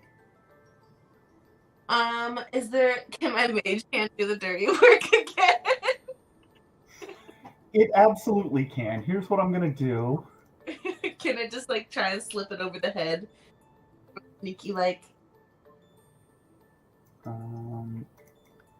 Yeah, you absolutely can, and it moves all the way up over the head, to right, and it's kind of floating right in front of it, and all at once the room goes completely cold, and with unnatural reflexes, it reaches up and grabs the key. Oh no! And you see on this chair a number of runes start glowing on it, like they were carved into the side, and they start glowing bright blue. And all of the bones in the room kind of shake and move and make their way over to the central guy and form up around it until it creates this huge amalgamation of skeletons, like this giant crazy bone monster. All right, magic girl. I want to immediately protect myself with an armor. These bitches. Hey, if I protect myself helps you too, guys. Does it? Does it though? It really does. It says that I gain 5 temporary hit points. And if a creature hits me while I have these hit points, the creature takes 5 cold damage. So I feel like I am being proactive here by protecting myself. Thank you. Thank you. This is my TED Talk. Oh my god. Well, I don't have kind of long distance anything, so I feel like the Holly. Well, give me a second here. I need to make some alterations. I could taunt him and really break him down. I feel like, yeah, we should talk to him. Hey, Bone Daddy, I've seen bigger. Oh, dang. Big bad Bone Daddy. Are we waiting to like get tokens? I needed to edit something really quick on my end. Okay. Go ahead and we need to roll up initiative. Oh, we're taking turns again. Yep. Okay. I feel like I'm safe here. There we go. I rolled a 20. Ooh. Dang. Did it go? Can't tell if it goes. Wow. Wow, Sherry. Wait, I rolled twice on accident.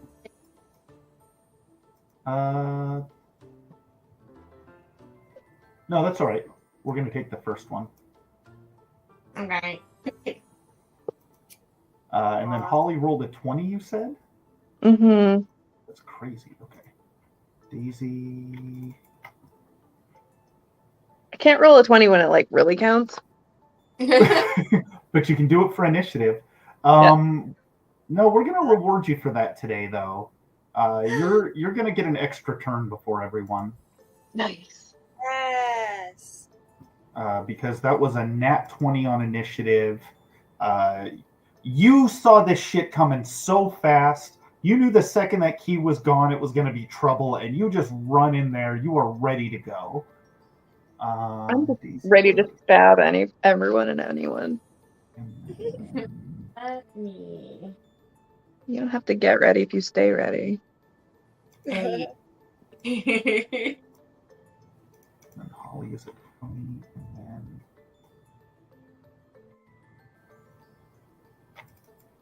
Oh, this is going to be funny. My initiative sucks.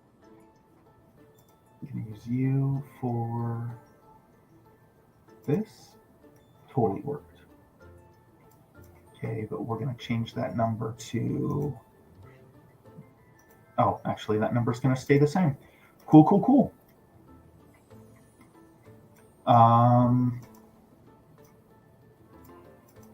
So Daisy, you're up first. What would you like to do here?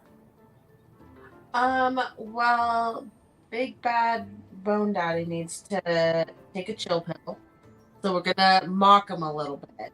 All right. With the vicious mockery. So we're gonna do. Sorry. I'm just gonna break up and sing Bad Bone. Da-na-na-na-na. I was gonna say, how do you want to mock this guy? Tell him he has so many issues that he had to get bone implants to compensate. Oh dang! He needed to It's not the compensate. size. So it's extra. Be like, wow. I love this for you. I love it. I love what you're going for here. I love this journey. Okay. Sorry, I needed to get a quick stat block for him. I don't like him. No, that's not what I wanted. That's what I wanted. No, don't come close. Stay Hey, away. Hey.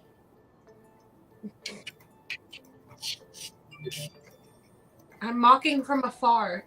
Okay. Yeah, you are well within your means for it.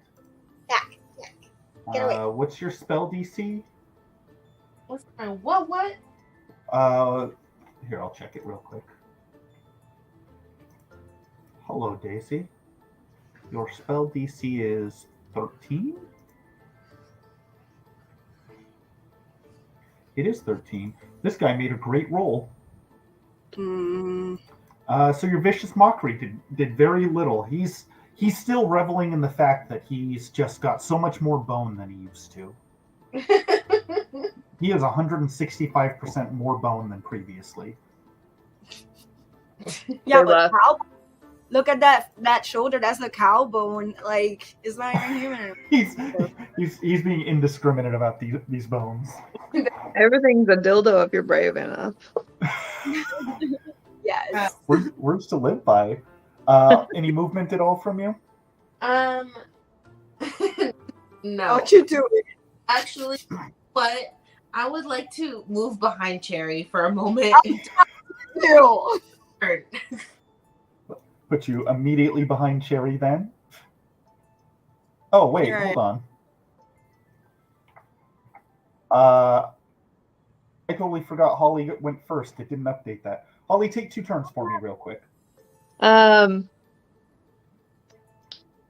am I going to do? Well, I don't want to leave my threesome. Twosome? Yeah, twosome. Math is hard. Can I just scooch up like a little bit? Can I use my arrows from there? For sure. I think you have max range on those arrows at something like 120 feet. So just about anywhere in here is good. Okay. So long as you're like not right up against them. Hello, Bone Daddy. Which is like, the natural thing you want to do with a good bone, but Ollie is insatiable. 16 plus my brain isn't working. Come on, brain. No, 16. oh yeah, that definitely hits. And then we have the short bow.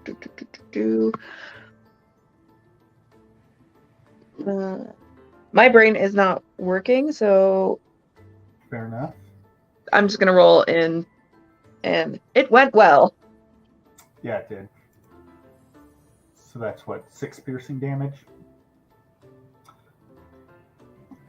So yeah, your arrow flies true, and just like a a handful of small bones kind of falls off its body as it passes through. Ugh, Hell yeah. Ha. he's a boy. He drank some milk. And then what do you want to do for your second turn? Can I just do that again? Yeah, absolutely. Hope for the best. That hits. Yeah, Let's see yeah. some damage. For another 5. So yeah, same thing. You're just kind of, shooting off arrows at it, and they're passing through, but every time they come out, they're taking more bones with them. Like he's taking the hit. Give me your bones, comma, daddy.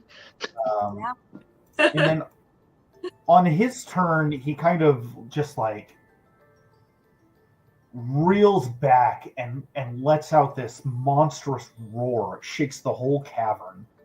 I need everyone to make a wisdom save. A wisdom? And Here's the thing about that. Do you know who you're talking to? Seriously. My wisdom is -1. Don't feel like this is good. Hey. Oof. All right. Oh, well, that's not too bad. Everybody takes 1 point of psychic damage. So that goes down our head. So it essentially let out a ferocious roar that scared everybody just a little bit. Just a teeny tiny bit. You were like, whoa. Bone Daddy's got pipes. I like it. Cherry, you're up. If it wasn't because I had to attack him, I would scream back with my spells, but I am not going to waste it on that. And my initial instinct is always to protect myself, but because Miss Holly is up there, and I know he's going to hit her first, I'm just going to go with an Eldritch Blast. And I'm definitely going to try to do my part to take this guy down. Oh, you for sure hit. A little bit. You knocked one bone out. I was like, no, I did not. A finger.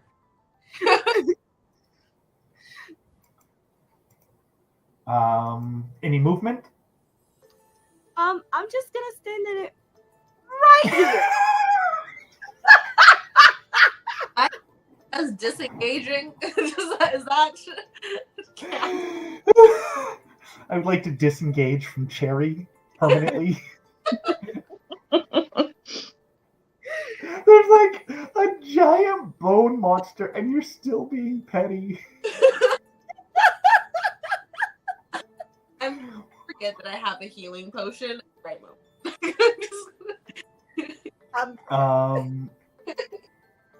To that end, Holly, you're up again. Pray for me, I think, mostly. I'm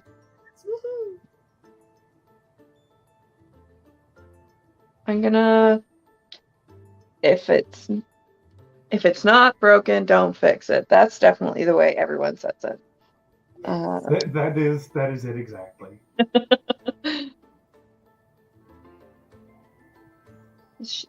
16 a hit. 16's a hit? Hell yeah. Hell yeah. Oh, that's 5 more damage. That's another handful of bones here. So you're throwing things at it left and right, and it is all landing. You definitely see a mass of it from this kind of midsection is down now. I'm all about Bone Town. Are we at like 50% monster left, or like? Oh no, there's still a lot of monster to go there. But you are noticing, even though a lot of these attacks seem to be going right through it, they are doing damage. Think of the end of the Nightmare Before Christmas when Oogie Boogie starts losing his bugs. Bugs. My bugs.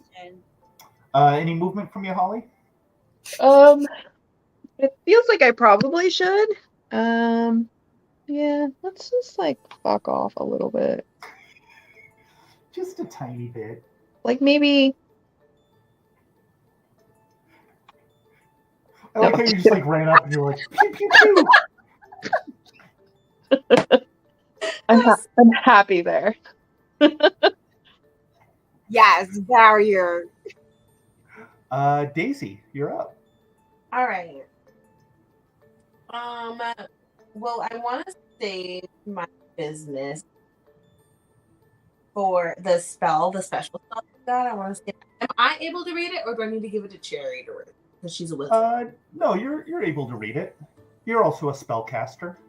True. I'll probably read it better though. I'm just Bitch, I'm like, what? Can I try to distract him with my free fire? With fairy fire? Yeah. Try and distract. What is the description on that? I don't know. No Let's idea. see. Okay. Fairy fire. Each object in a 20-foot cube within range is outlined in blue-green. Any creature in that area is also outlined in light. If it fails a dexterity saving throw for the duration. Ooh, this is actually very good if it works. Okay. Are the fairy lights happening here? My lights keep going on and off. Actually cast it. Give me a second. I need to move back here to here.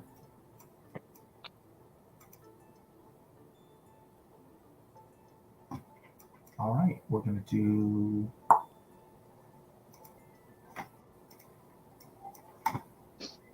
ooh, that is well below what it needed. So he fails it failed its dexterity saving throw, which means for the next minute, as long as you don't lose concentration. So if you take damage, it might break the spell, but he's emitting light in an area around him. What color is that? Flashing color, single color? It's a single color and it's a very nice pink. Oh, I love that. The bonus for this is it can't become invisible anymore, and as long as it's glowing that color, any attacks you make against it have advantage, which means every attack is sneak attack for Hell yeah. So yeah, that worked out very well.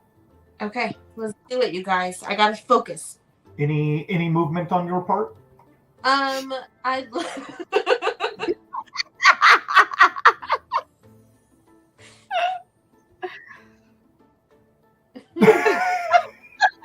of course. We're not gonna be in range anymore.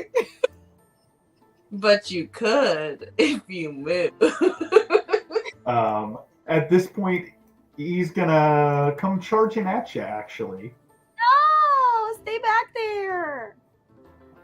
And he's making a swing, big hulky swing at Holly here.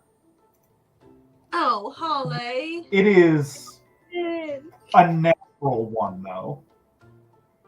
Hell yeah, it was. He tries to swing a huge bone club and is clearly unaware of the space he's in and kind of catches it on the ceiling a little. You ass. Bone Daddy. Listen, Bone Daddy. I'm into it. You know what? And let's just 70 or higher, all right? Wow. What are the odds that I would roll a 100-sided die and land on a 1, which was my second 1 in a row? Oh no.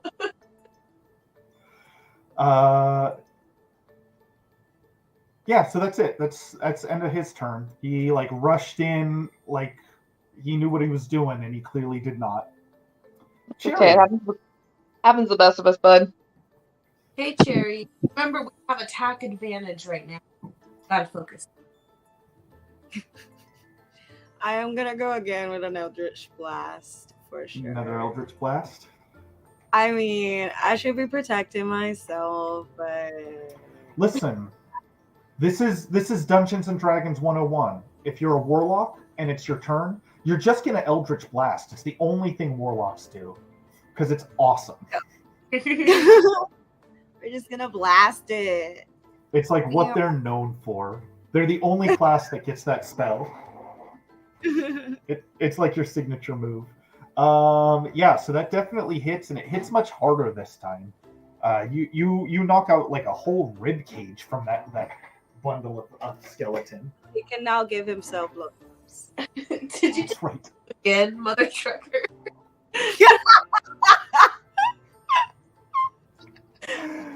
How about movement? Any movement for you? She already did. Oh, yep. Should have seen that. Holly, you're up. That's my name. Let me see. Do I have to roll? Sorry, I don't use roll 20 very much. Do I have to do something special for the sneak attack? There's a little check mark underneath your attacks for use sneak attack. And if you can't see it, I can enable it for you. Okay. Character sheet. Okay, cool. Now you'll be assumed to having sneak attack. Okay.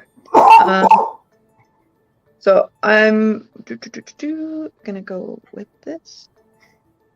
I love how I'm looking at it on my computer after I roll on my phone, like it's gonna tell me anything different. I don't know, but let me switch you over to advantage rolling. You want to roll one more attack for me?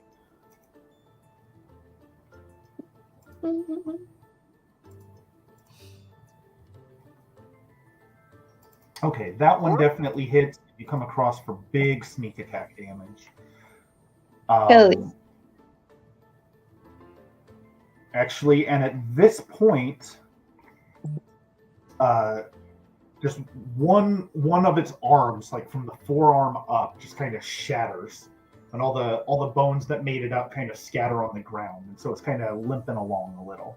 Oh, buddy, I don't want to feel bad for you, but I do. Any movement? Do I get like a bonus, like disengage or something? Not at level 1. Okay. At level 2, I played a rogue too many times. Yeah, I was gonna say at level 2 you get cunning action, and you can do exactly that. That's right. I'm very close to this boy. Come over here. Yeah, but he is gonna take a big old swipe at me if I do that. Could you go sideways? Not technically backing away. I don't think. I think no matter where I go, I'm in a. Yeah, you'd have to be in one of these spaces that are still touching him Mm-hmm. To not trigger the attack. And in any of those spaces, he'd be able to attack you. I'm like, I got 5 hit points. Healing potion. Yeah. Sorry? You have a healing potion. But can I take that now? You'd have to use it on your next turn. That's what I thought.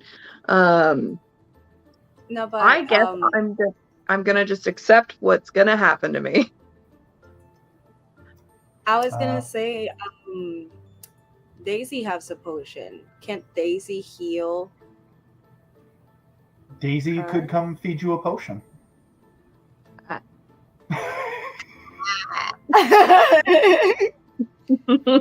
you could do leanbacks if you wanted. You know, I like Daisy the idea me. of somebody pouring shots of healing potion and like everybody just heals like 1 HP. Just one. Please, I'm begging. And we do one of the ski shots. We're just doing a flight of potions today. Did they stack or?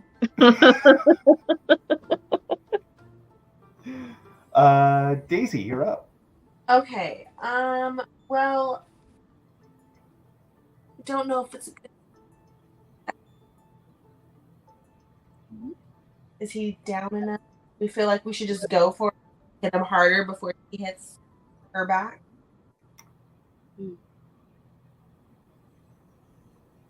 What do we? So he is damaged. He is, but he does still seem to be moving around. Like he's not stumbling or anything. It still has a fair amount of energy behind it. Huh? He said it's just but a scratch. It's Just but a flesh wound. A lack of flesh wound, I guess. Oh my god. Oh, bone wound sounds metal as fuck. Like that's my metal band now. We are Bone Wound. It kind of. You watch metal ones too much. You know who my favorite metal band is? The Oakley Dokleys. Stop. They're a Ned Flanders metal band. Oh my god. They all dress like Ned Flanders. They all sing metal in Ned Flanders style. I love that. You've changed my life. I saw them live in Sacramento. It was awesome. Oh my god. So Yeah. I have. You would. You would watch that. I love it. I would. Am I close enough to throw my dagger at his eyeball? Doesn't Yeah. have eyes. Well, at his end eyeball. Absolutely. Okay, let's do that. Keep in mind you will be down one dagger though. Wait, I thought we weren't doing numbers. We're not keeping track of arrows. If you throw a knife, unless you've got a bunch of knives on you. It ain't a boomerang. Wait, how many daggers I got? It's not a boomerang. It won't come back. One dagger. Is this the final boss? I feel like it's worth the second. Yes, it sure is. This is giving big bad, so Yeah, for sure. Ooh, you very much hit it. Yeah, I did. I hit everything. dang. Yeah, fuck that bone down. So you throw it, and it goes straight to its eye, or what would be there if there was an eye, and you definitely hear it a thunk as it sinks into the bone in the back of its skull. Heck yeah. Nice.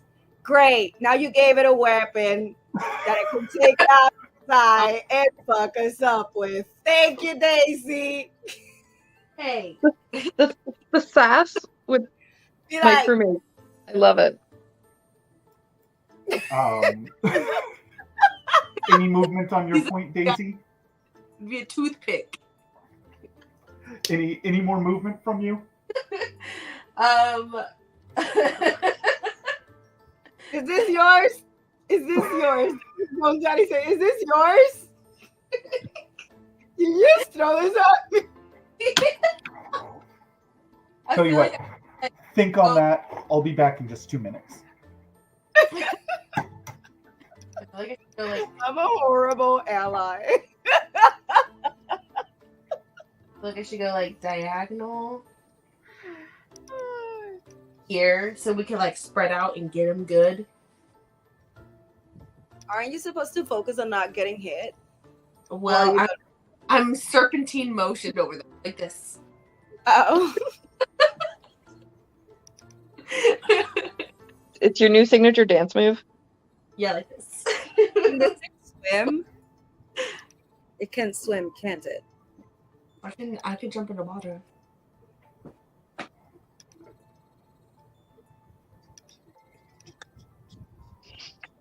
I thought this Oy. music would be after a little bit. But it Need more damage, and then I'll hit him with my spell. well, we all know what spell I'm doing. Wait, I need to get a little closer to Holly so I can give her. Yes, go ahead. All right, where were we? Like I said, yeah, do the thing.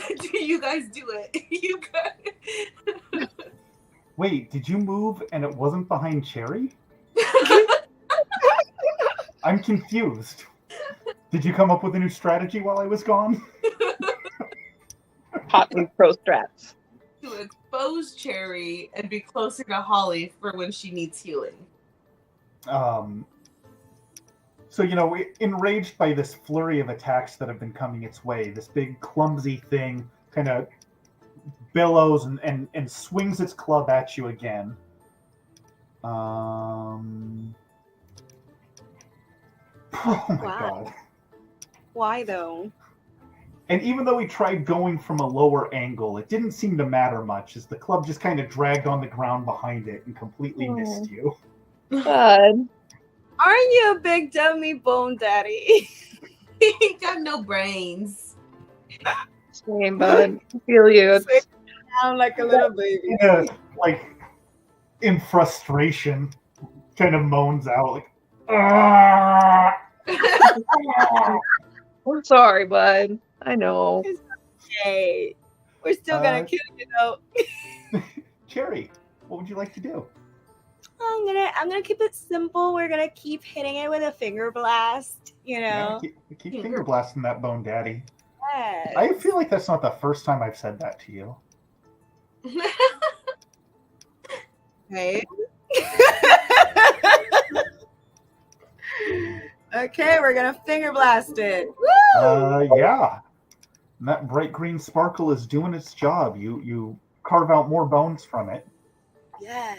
And it's starting to get like annoyed by it too. Every arrow, every little blast that comes through, it just kind of gives like a. Holly, you're up. That's my name. I feel like I do the same thing. Oh well, it's just rogue life. Right. Although it's like, do I keep riding this wave of wow, clear eyes, clear heart, can't lose. That's it. That's it. It's legally distinct. Eyes closed, head down, can't lose. Wait. That's. I'm getting it tattooed. So is he still distracted? I imagine. Yes. No. Maybe so. He's still glowing. You've still got advantage. Okay. Then we're just gonna keep stabbing this nice boy. It's pretty good. He's getting stabbed. He was probably very nice in another life. Yeah, and you come at it and you take out some chunks from its leg area. Oh, not the third leg. What? Is it the third leg? What did you say? She said, is it the third leg? Oh my god. Listen, Holly isn't a character. I am not playing right now. I'm not acting. I'm not this good of an actress. Daisy, you're up. I went to law school. I know this. Such an idiot. Oh my Santa. Okay. Well, what am I supposed to do? I don't even got no daggers no more. Well, let's see. My little hand, like, smack him. You can unarmed attack. Do the spell thing. I feel like you've got some stuff. You've always got Vicious Mockery available. Oh, yes. I could mock him. You do have a rapier. You could go attack him with your pointy sword. Okay. You still have the Guiding Bolt spell scroll. Do we feel like that's a good... And you still have one use of your magic left. You can save it for Healing Word, or you can hit him with Color Spray. No. Let's hit him with the Fat Boy spell. Oh, from your spell scroll? Yes. So Guiding Bolt it is. I don't have an attack for that on your screen at the moment. What does that mean? Hold on a tick. My booty hurts.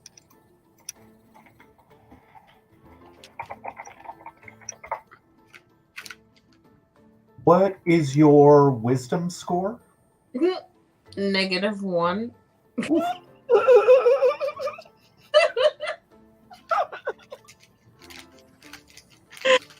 apologize in advance, sweetie. I'm cute. I'm not smart.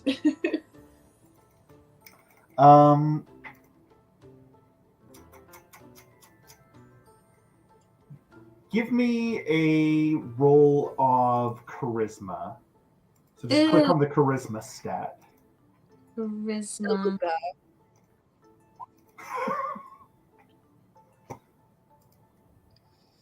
Oh, awesome. Yeah, you totally cast the spell. No trouble. Yeah, wiggle my. Cool. So that is what? 4d6 radiant damage.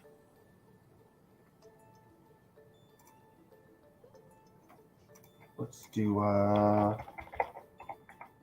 that's gonna come out to 12 damage off guiding bolt. Woo woo.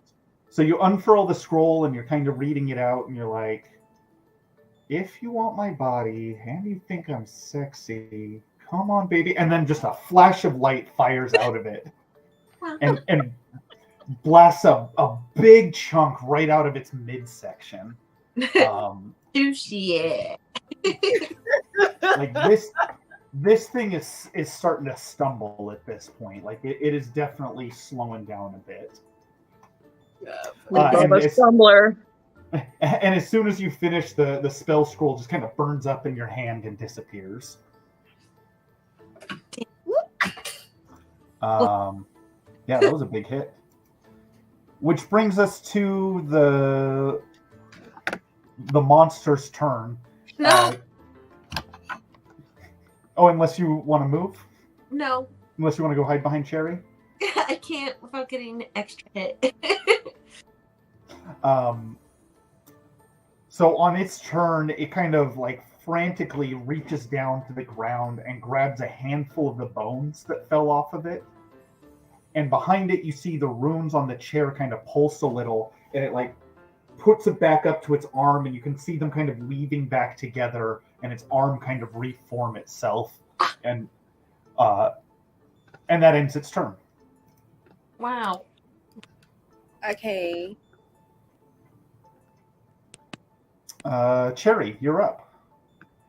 I'm gonna ask this question. Can I dash through, go behind him, and go straight to the door? To the door in the very back, all the way over here. Acrobatic. Let's see. I want to snatch the key and go.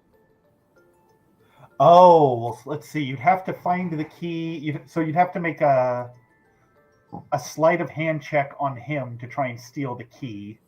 Yes, and then make your way to the door. I want to steal the key. Okay. Then you're going to want to move up to him. She's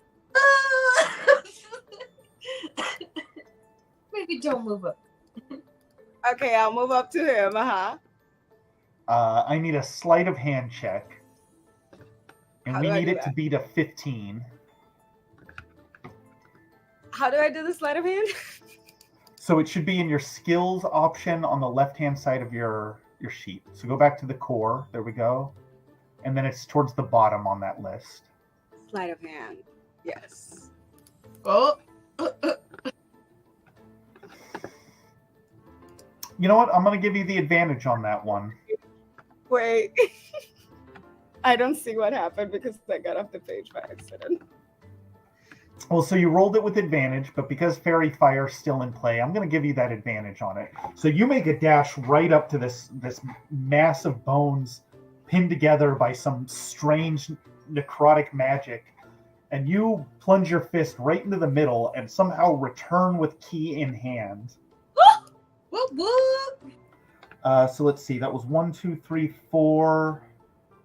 So you could make it about here with your total movement. Damn it. Damn it. You got skeleton guts on your hand from sticking it inside him? And it looks like upset. Like it kind of whipped itself around as soon as you got that key. Holly.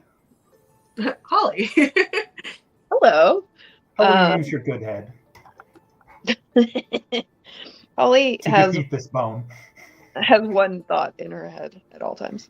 And that's, I guess I'm gonna keep stabbing this man. I'm Well, you know That's what what they I'm say. thinking. Do you have Ru- so many daggers? I haven't been throwing them. I've been keeping Oh, them. that, because people use them and they keep it in their hands. Daisy, just like do this instead. Right. If you have I'll give you a tutorial. I It understand. has a handle, and you can like. I understand. That was the one wisdom. We're back. It's okay. well, you hit hard on that one. I did. That was knifey as fuck. Knifey. Yes. You got in there and you were like, It was like I was like, stab hold us- on, this is how you do it, and you hold right, it. right. You got to keep your hand. Oh, You're wait, demonstrating the whole time. You. It's a master class of stabbing. Harry's making a tutorial video for YouTube. Yeah, she had to show off. She had to show right. it off.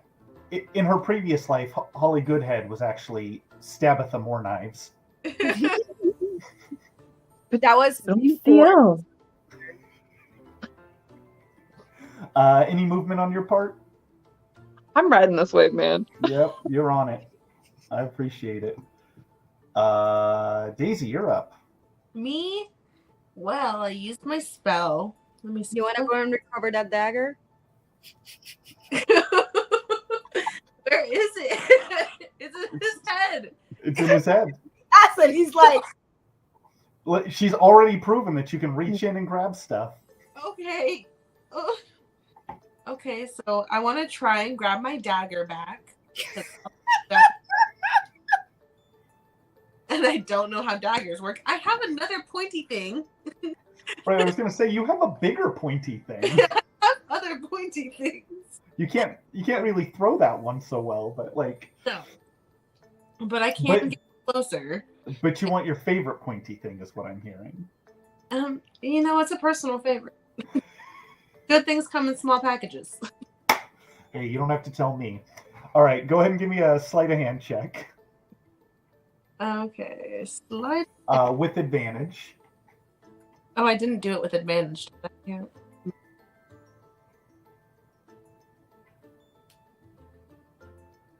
I did it on normal.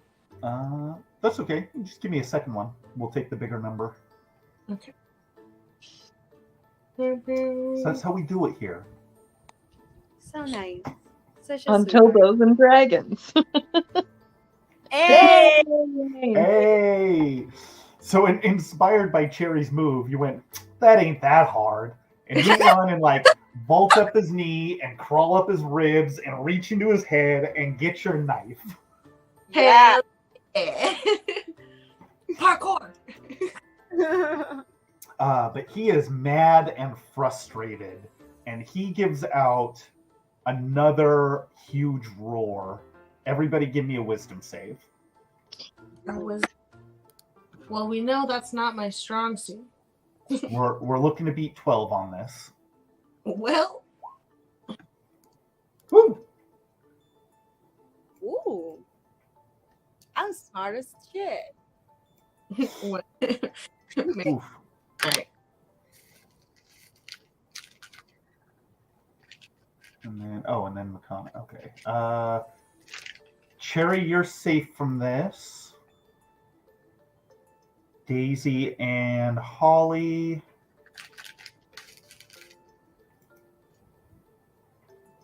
Take 2 damage each.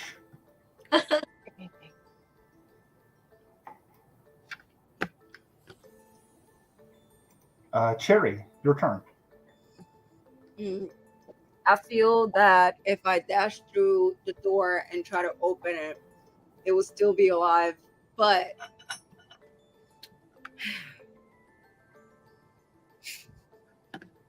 I guess I'll do before I head out.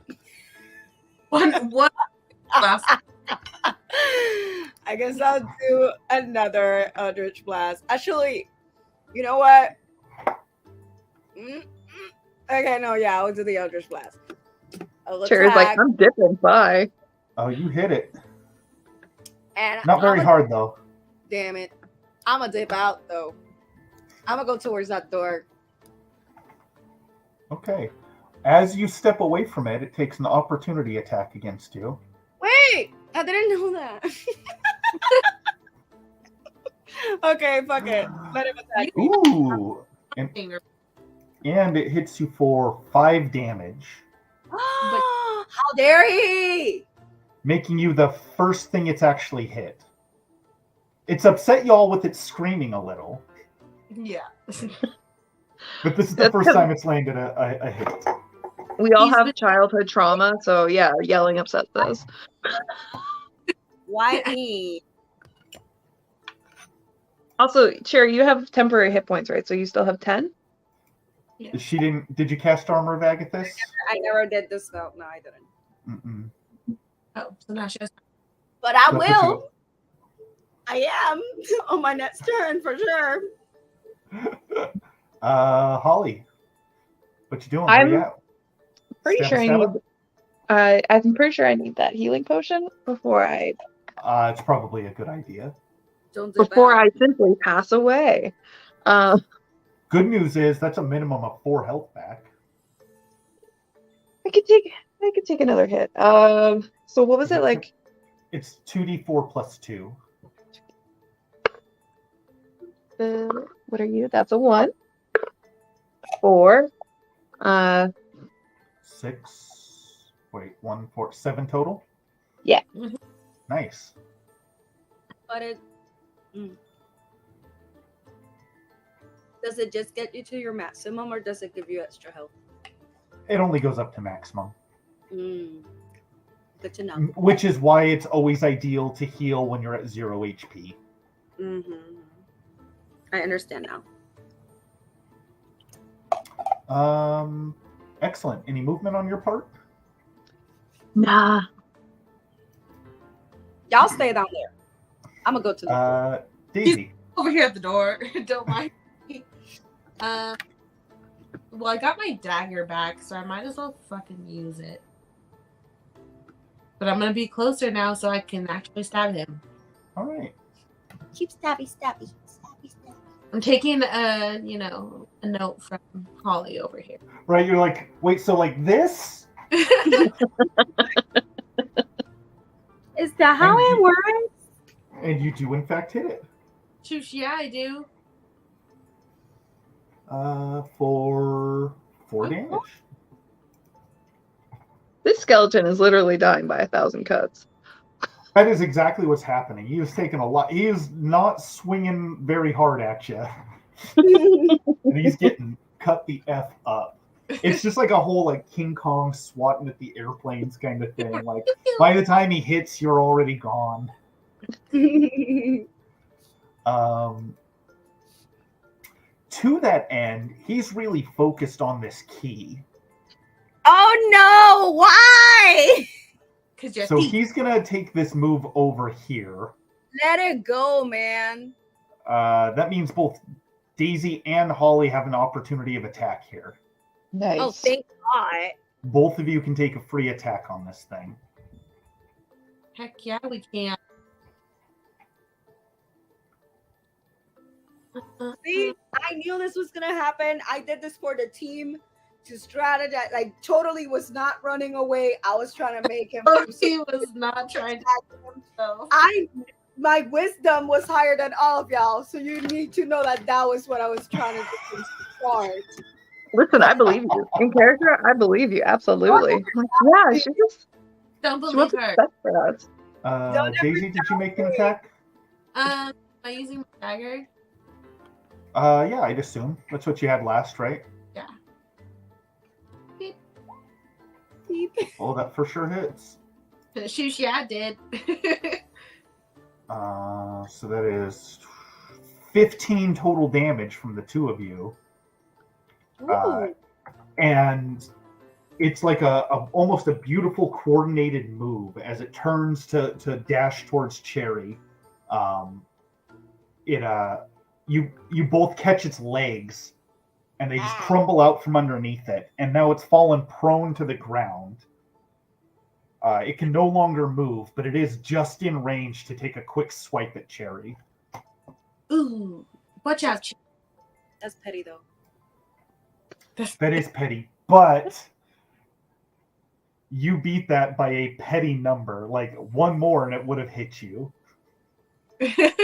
So like it came at you and it swung and you gave it kind of like a Aw, that's cute. oh, look at you trying so hard. Oh, that's cute. That's cute. You tried though. It's okay, bud. Yeah. And that ends its turn. Sherry, where you at? I want to do the armor of Agathis. It's probably a good move. Yeah, because I am doing that one. So this asks me like cast at what level when I hit it? Oh, level 1. Okay. So that's after 5 temporary hit points. And if it hits you while you've got those hit points, it takes 5 cold damage. yes, so I am running away towards the door. Okay. It is going to take its opportunity of attack.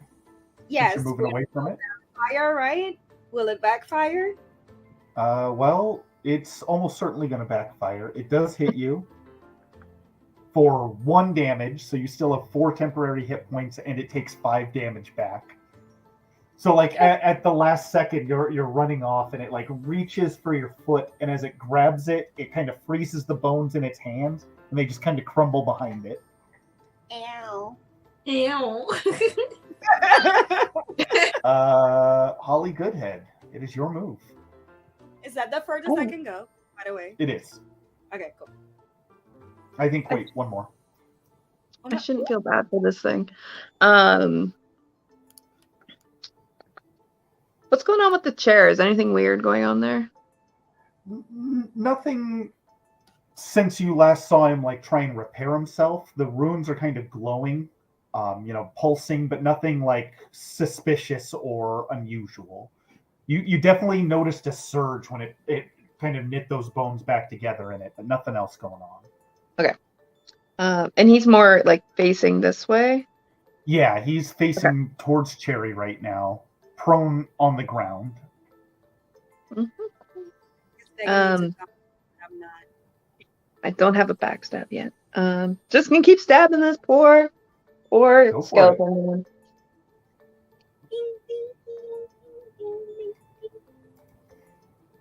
Whew. I stabbed him a lot.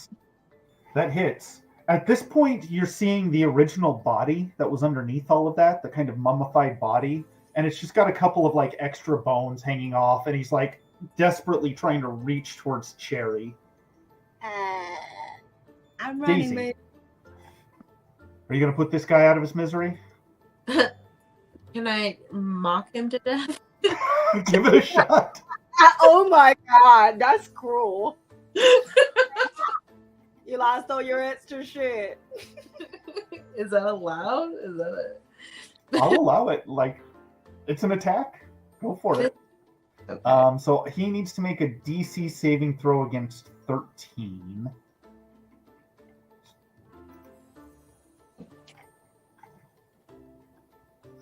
What's your insult? Wow, you really should get some Botox. You're so pretty. And you see him, and he's like reaching out towards Cherry, and he just kind of stops and like looks over his shoulder at you, and like in almost like a dusty last gasp from his body, he says, "I didn't even want to be a pirate." Oh, no. And his body goes cold.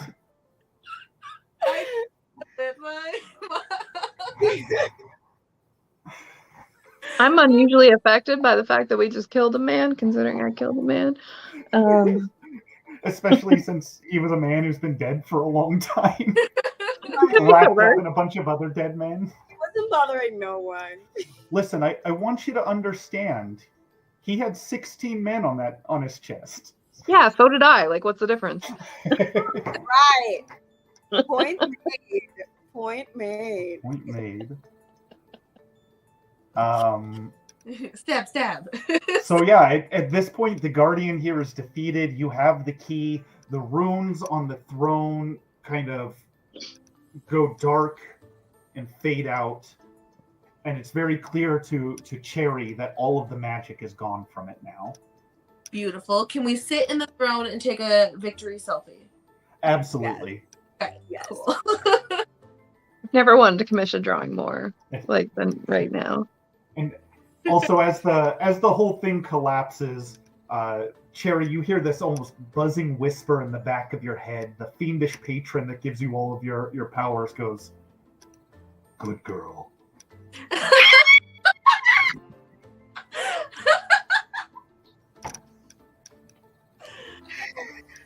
No, you can't do that.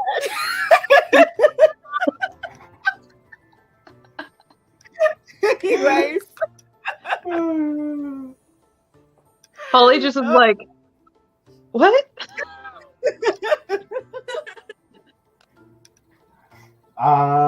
What would you like to do from here? Selfies in the chair, key in hand. Sure, I'm gonna get that key in that hole, and I'm gonna shake it. Get it? In- Sleight of hand check to see if you can get it in the hole. No, I kid. Depends on the day. So you put the key in the lock and turn, and you hear all sorts of mechanics starting up behind the door, and ever so slightly you get this kind of as the door cracks open, like a breath of completely stale air, like it's been completely sealed away this entire time. Why did I have to do it? Yeah. And as you open it up, you walk into the next chamber, and there are 3 treasure chests sitting there, overflowing with gold and jewels. And you can verify as you pick them up, they are not garbage this time. Yes. But it is considerably less gold than you were expecting. Rude. Always underpaid, always. But in one of the chests, you do find a map with a note attached that says, "You found the first one. Let's see if you can find the next." God damn it. And it's signed from the Dread Pirate Grimshaw. And then the Final Fantasy music plays. That's right. So congratulations. You found enough treasure to maybe get you to the next treasure place. Hell yeah. I don't like living paycheck to paycheck like this. That was not the plan. Hey, that's the pirate's life for you, all right? I don't like I love it. Congratulations. Yay! Yay. If this were a long-running campaign, you would all become level 2 right now. That's I'm giving like cunning action to disengage. That's right, and then you could disengage. What did everyone think? Did you have fun? I had so much fun. I'm so glad. I was looking at the timer and I was like, I cannot believe we've been here this long because it For was 4 hours? gonna Yeah. be like To be time. There was technical difficulties. That's true. That's Like, true. and we also had like the hour explanation before we actually started. So like, yeah, that's true. But I still feel like the time goes by so fast. It does, and here's something to consider. I formatted this on what's called the 5-room dungeon approach. Okay. So like room 1 was outside with the skeletons, room 2 was the first puzzle, room 3 was a red herring / the third puzzle, room 4 is the guardian boss, room 5 is the treasure. We only went through 4 rooms and it took 4 hours. Or 5 rooms. Yeah. And it was only 3 of us. If it were more people, there probably was more, right? That's it exactly too. It's because this was such a small group, we went a lot quicker. And the more you play, the quicker these things go. Like combat at the end there was much faster. Yeah. I would say combat is like the least interesting part of D&D to me, and it's what it's all like centered around. It's all balanced around combat. But to me, I'm like, you get into this like repetitive motion with it. Yeah. You're like, stab him again. But at higher levels, it's easier for me to design more engaging encounters. But like at lower levels, it's pretty much just like, okay, let's throw out something big that's not going to kill you in one hit, But that's but is why also I not got going to die in one hit. this key. I got bored of doing the same attack. I'm like, I'm gonna get this key and go. Fuck this. Well, and I'm really happy you did that because there were alternate ways to beat this monster without fighting it. Yes. Like, if you had analyzed the throne and destroyed that, it would have destroyed the monster. Oh. Good to know. Also, because the fight was kind of dragging on, I think if you had made it to that door, I would have also counted that as a win. Which is just like, as a DM, sometimes you call audibles like that. That's like, why we've been doing this. I open the door first, it will just die. Right? I was like, we've been going at it for a while. So it's to the same thing. Like, there was literally a puzzle to move you forward, and you completely refused to do the puzzle. And I was like, okay, get around the puzzle then. And you, like, by complete blind luck, solved the first part of the puzzle. Because which lever you had to pull each turn was a dice roll. So you said 3, and I rolled the die, and it was 3. My favorite number. The whole puzzle I had set up was going to be that the red arrow and the blue arrow were going to switch. And if it's the blue arrow, you wanted to pull that one, and if it's the red arrow, you want to pull anything but that. And I was going to see if you'd figure it out, and y'all were just like, no, this is sus. This is clearly a trap. And I freaking love that. But then Holly's like, it's 3. It's 3. I know it's 3. Done. You can't put a button in front of me. I want to touch it. I'm definitely hooked. I'm definitely hooked. Also, like, all sorts of little things like, if you had reluctantly worked with the captain, you'd have had more people in that fight with you. well... You know, like, if you found a way through the puzzle and you could have brought the whole crew. But, like, these are the things. You made a choice. You saw it. It didn't matter. You whooped that thing's ass anyway. The drum solo is really what sold it, though. What the fuck was that? Well, I was really happy you got the echo thing right away.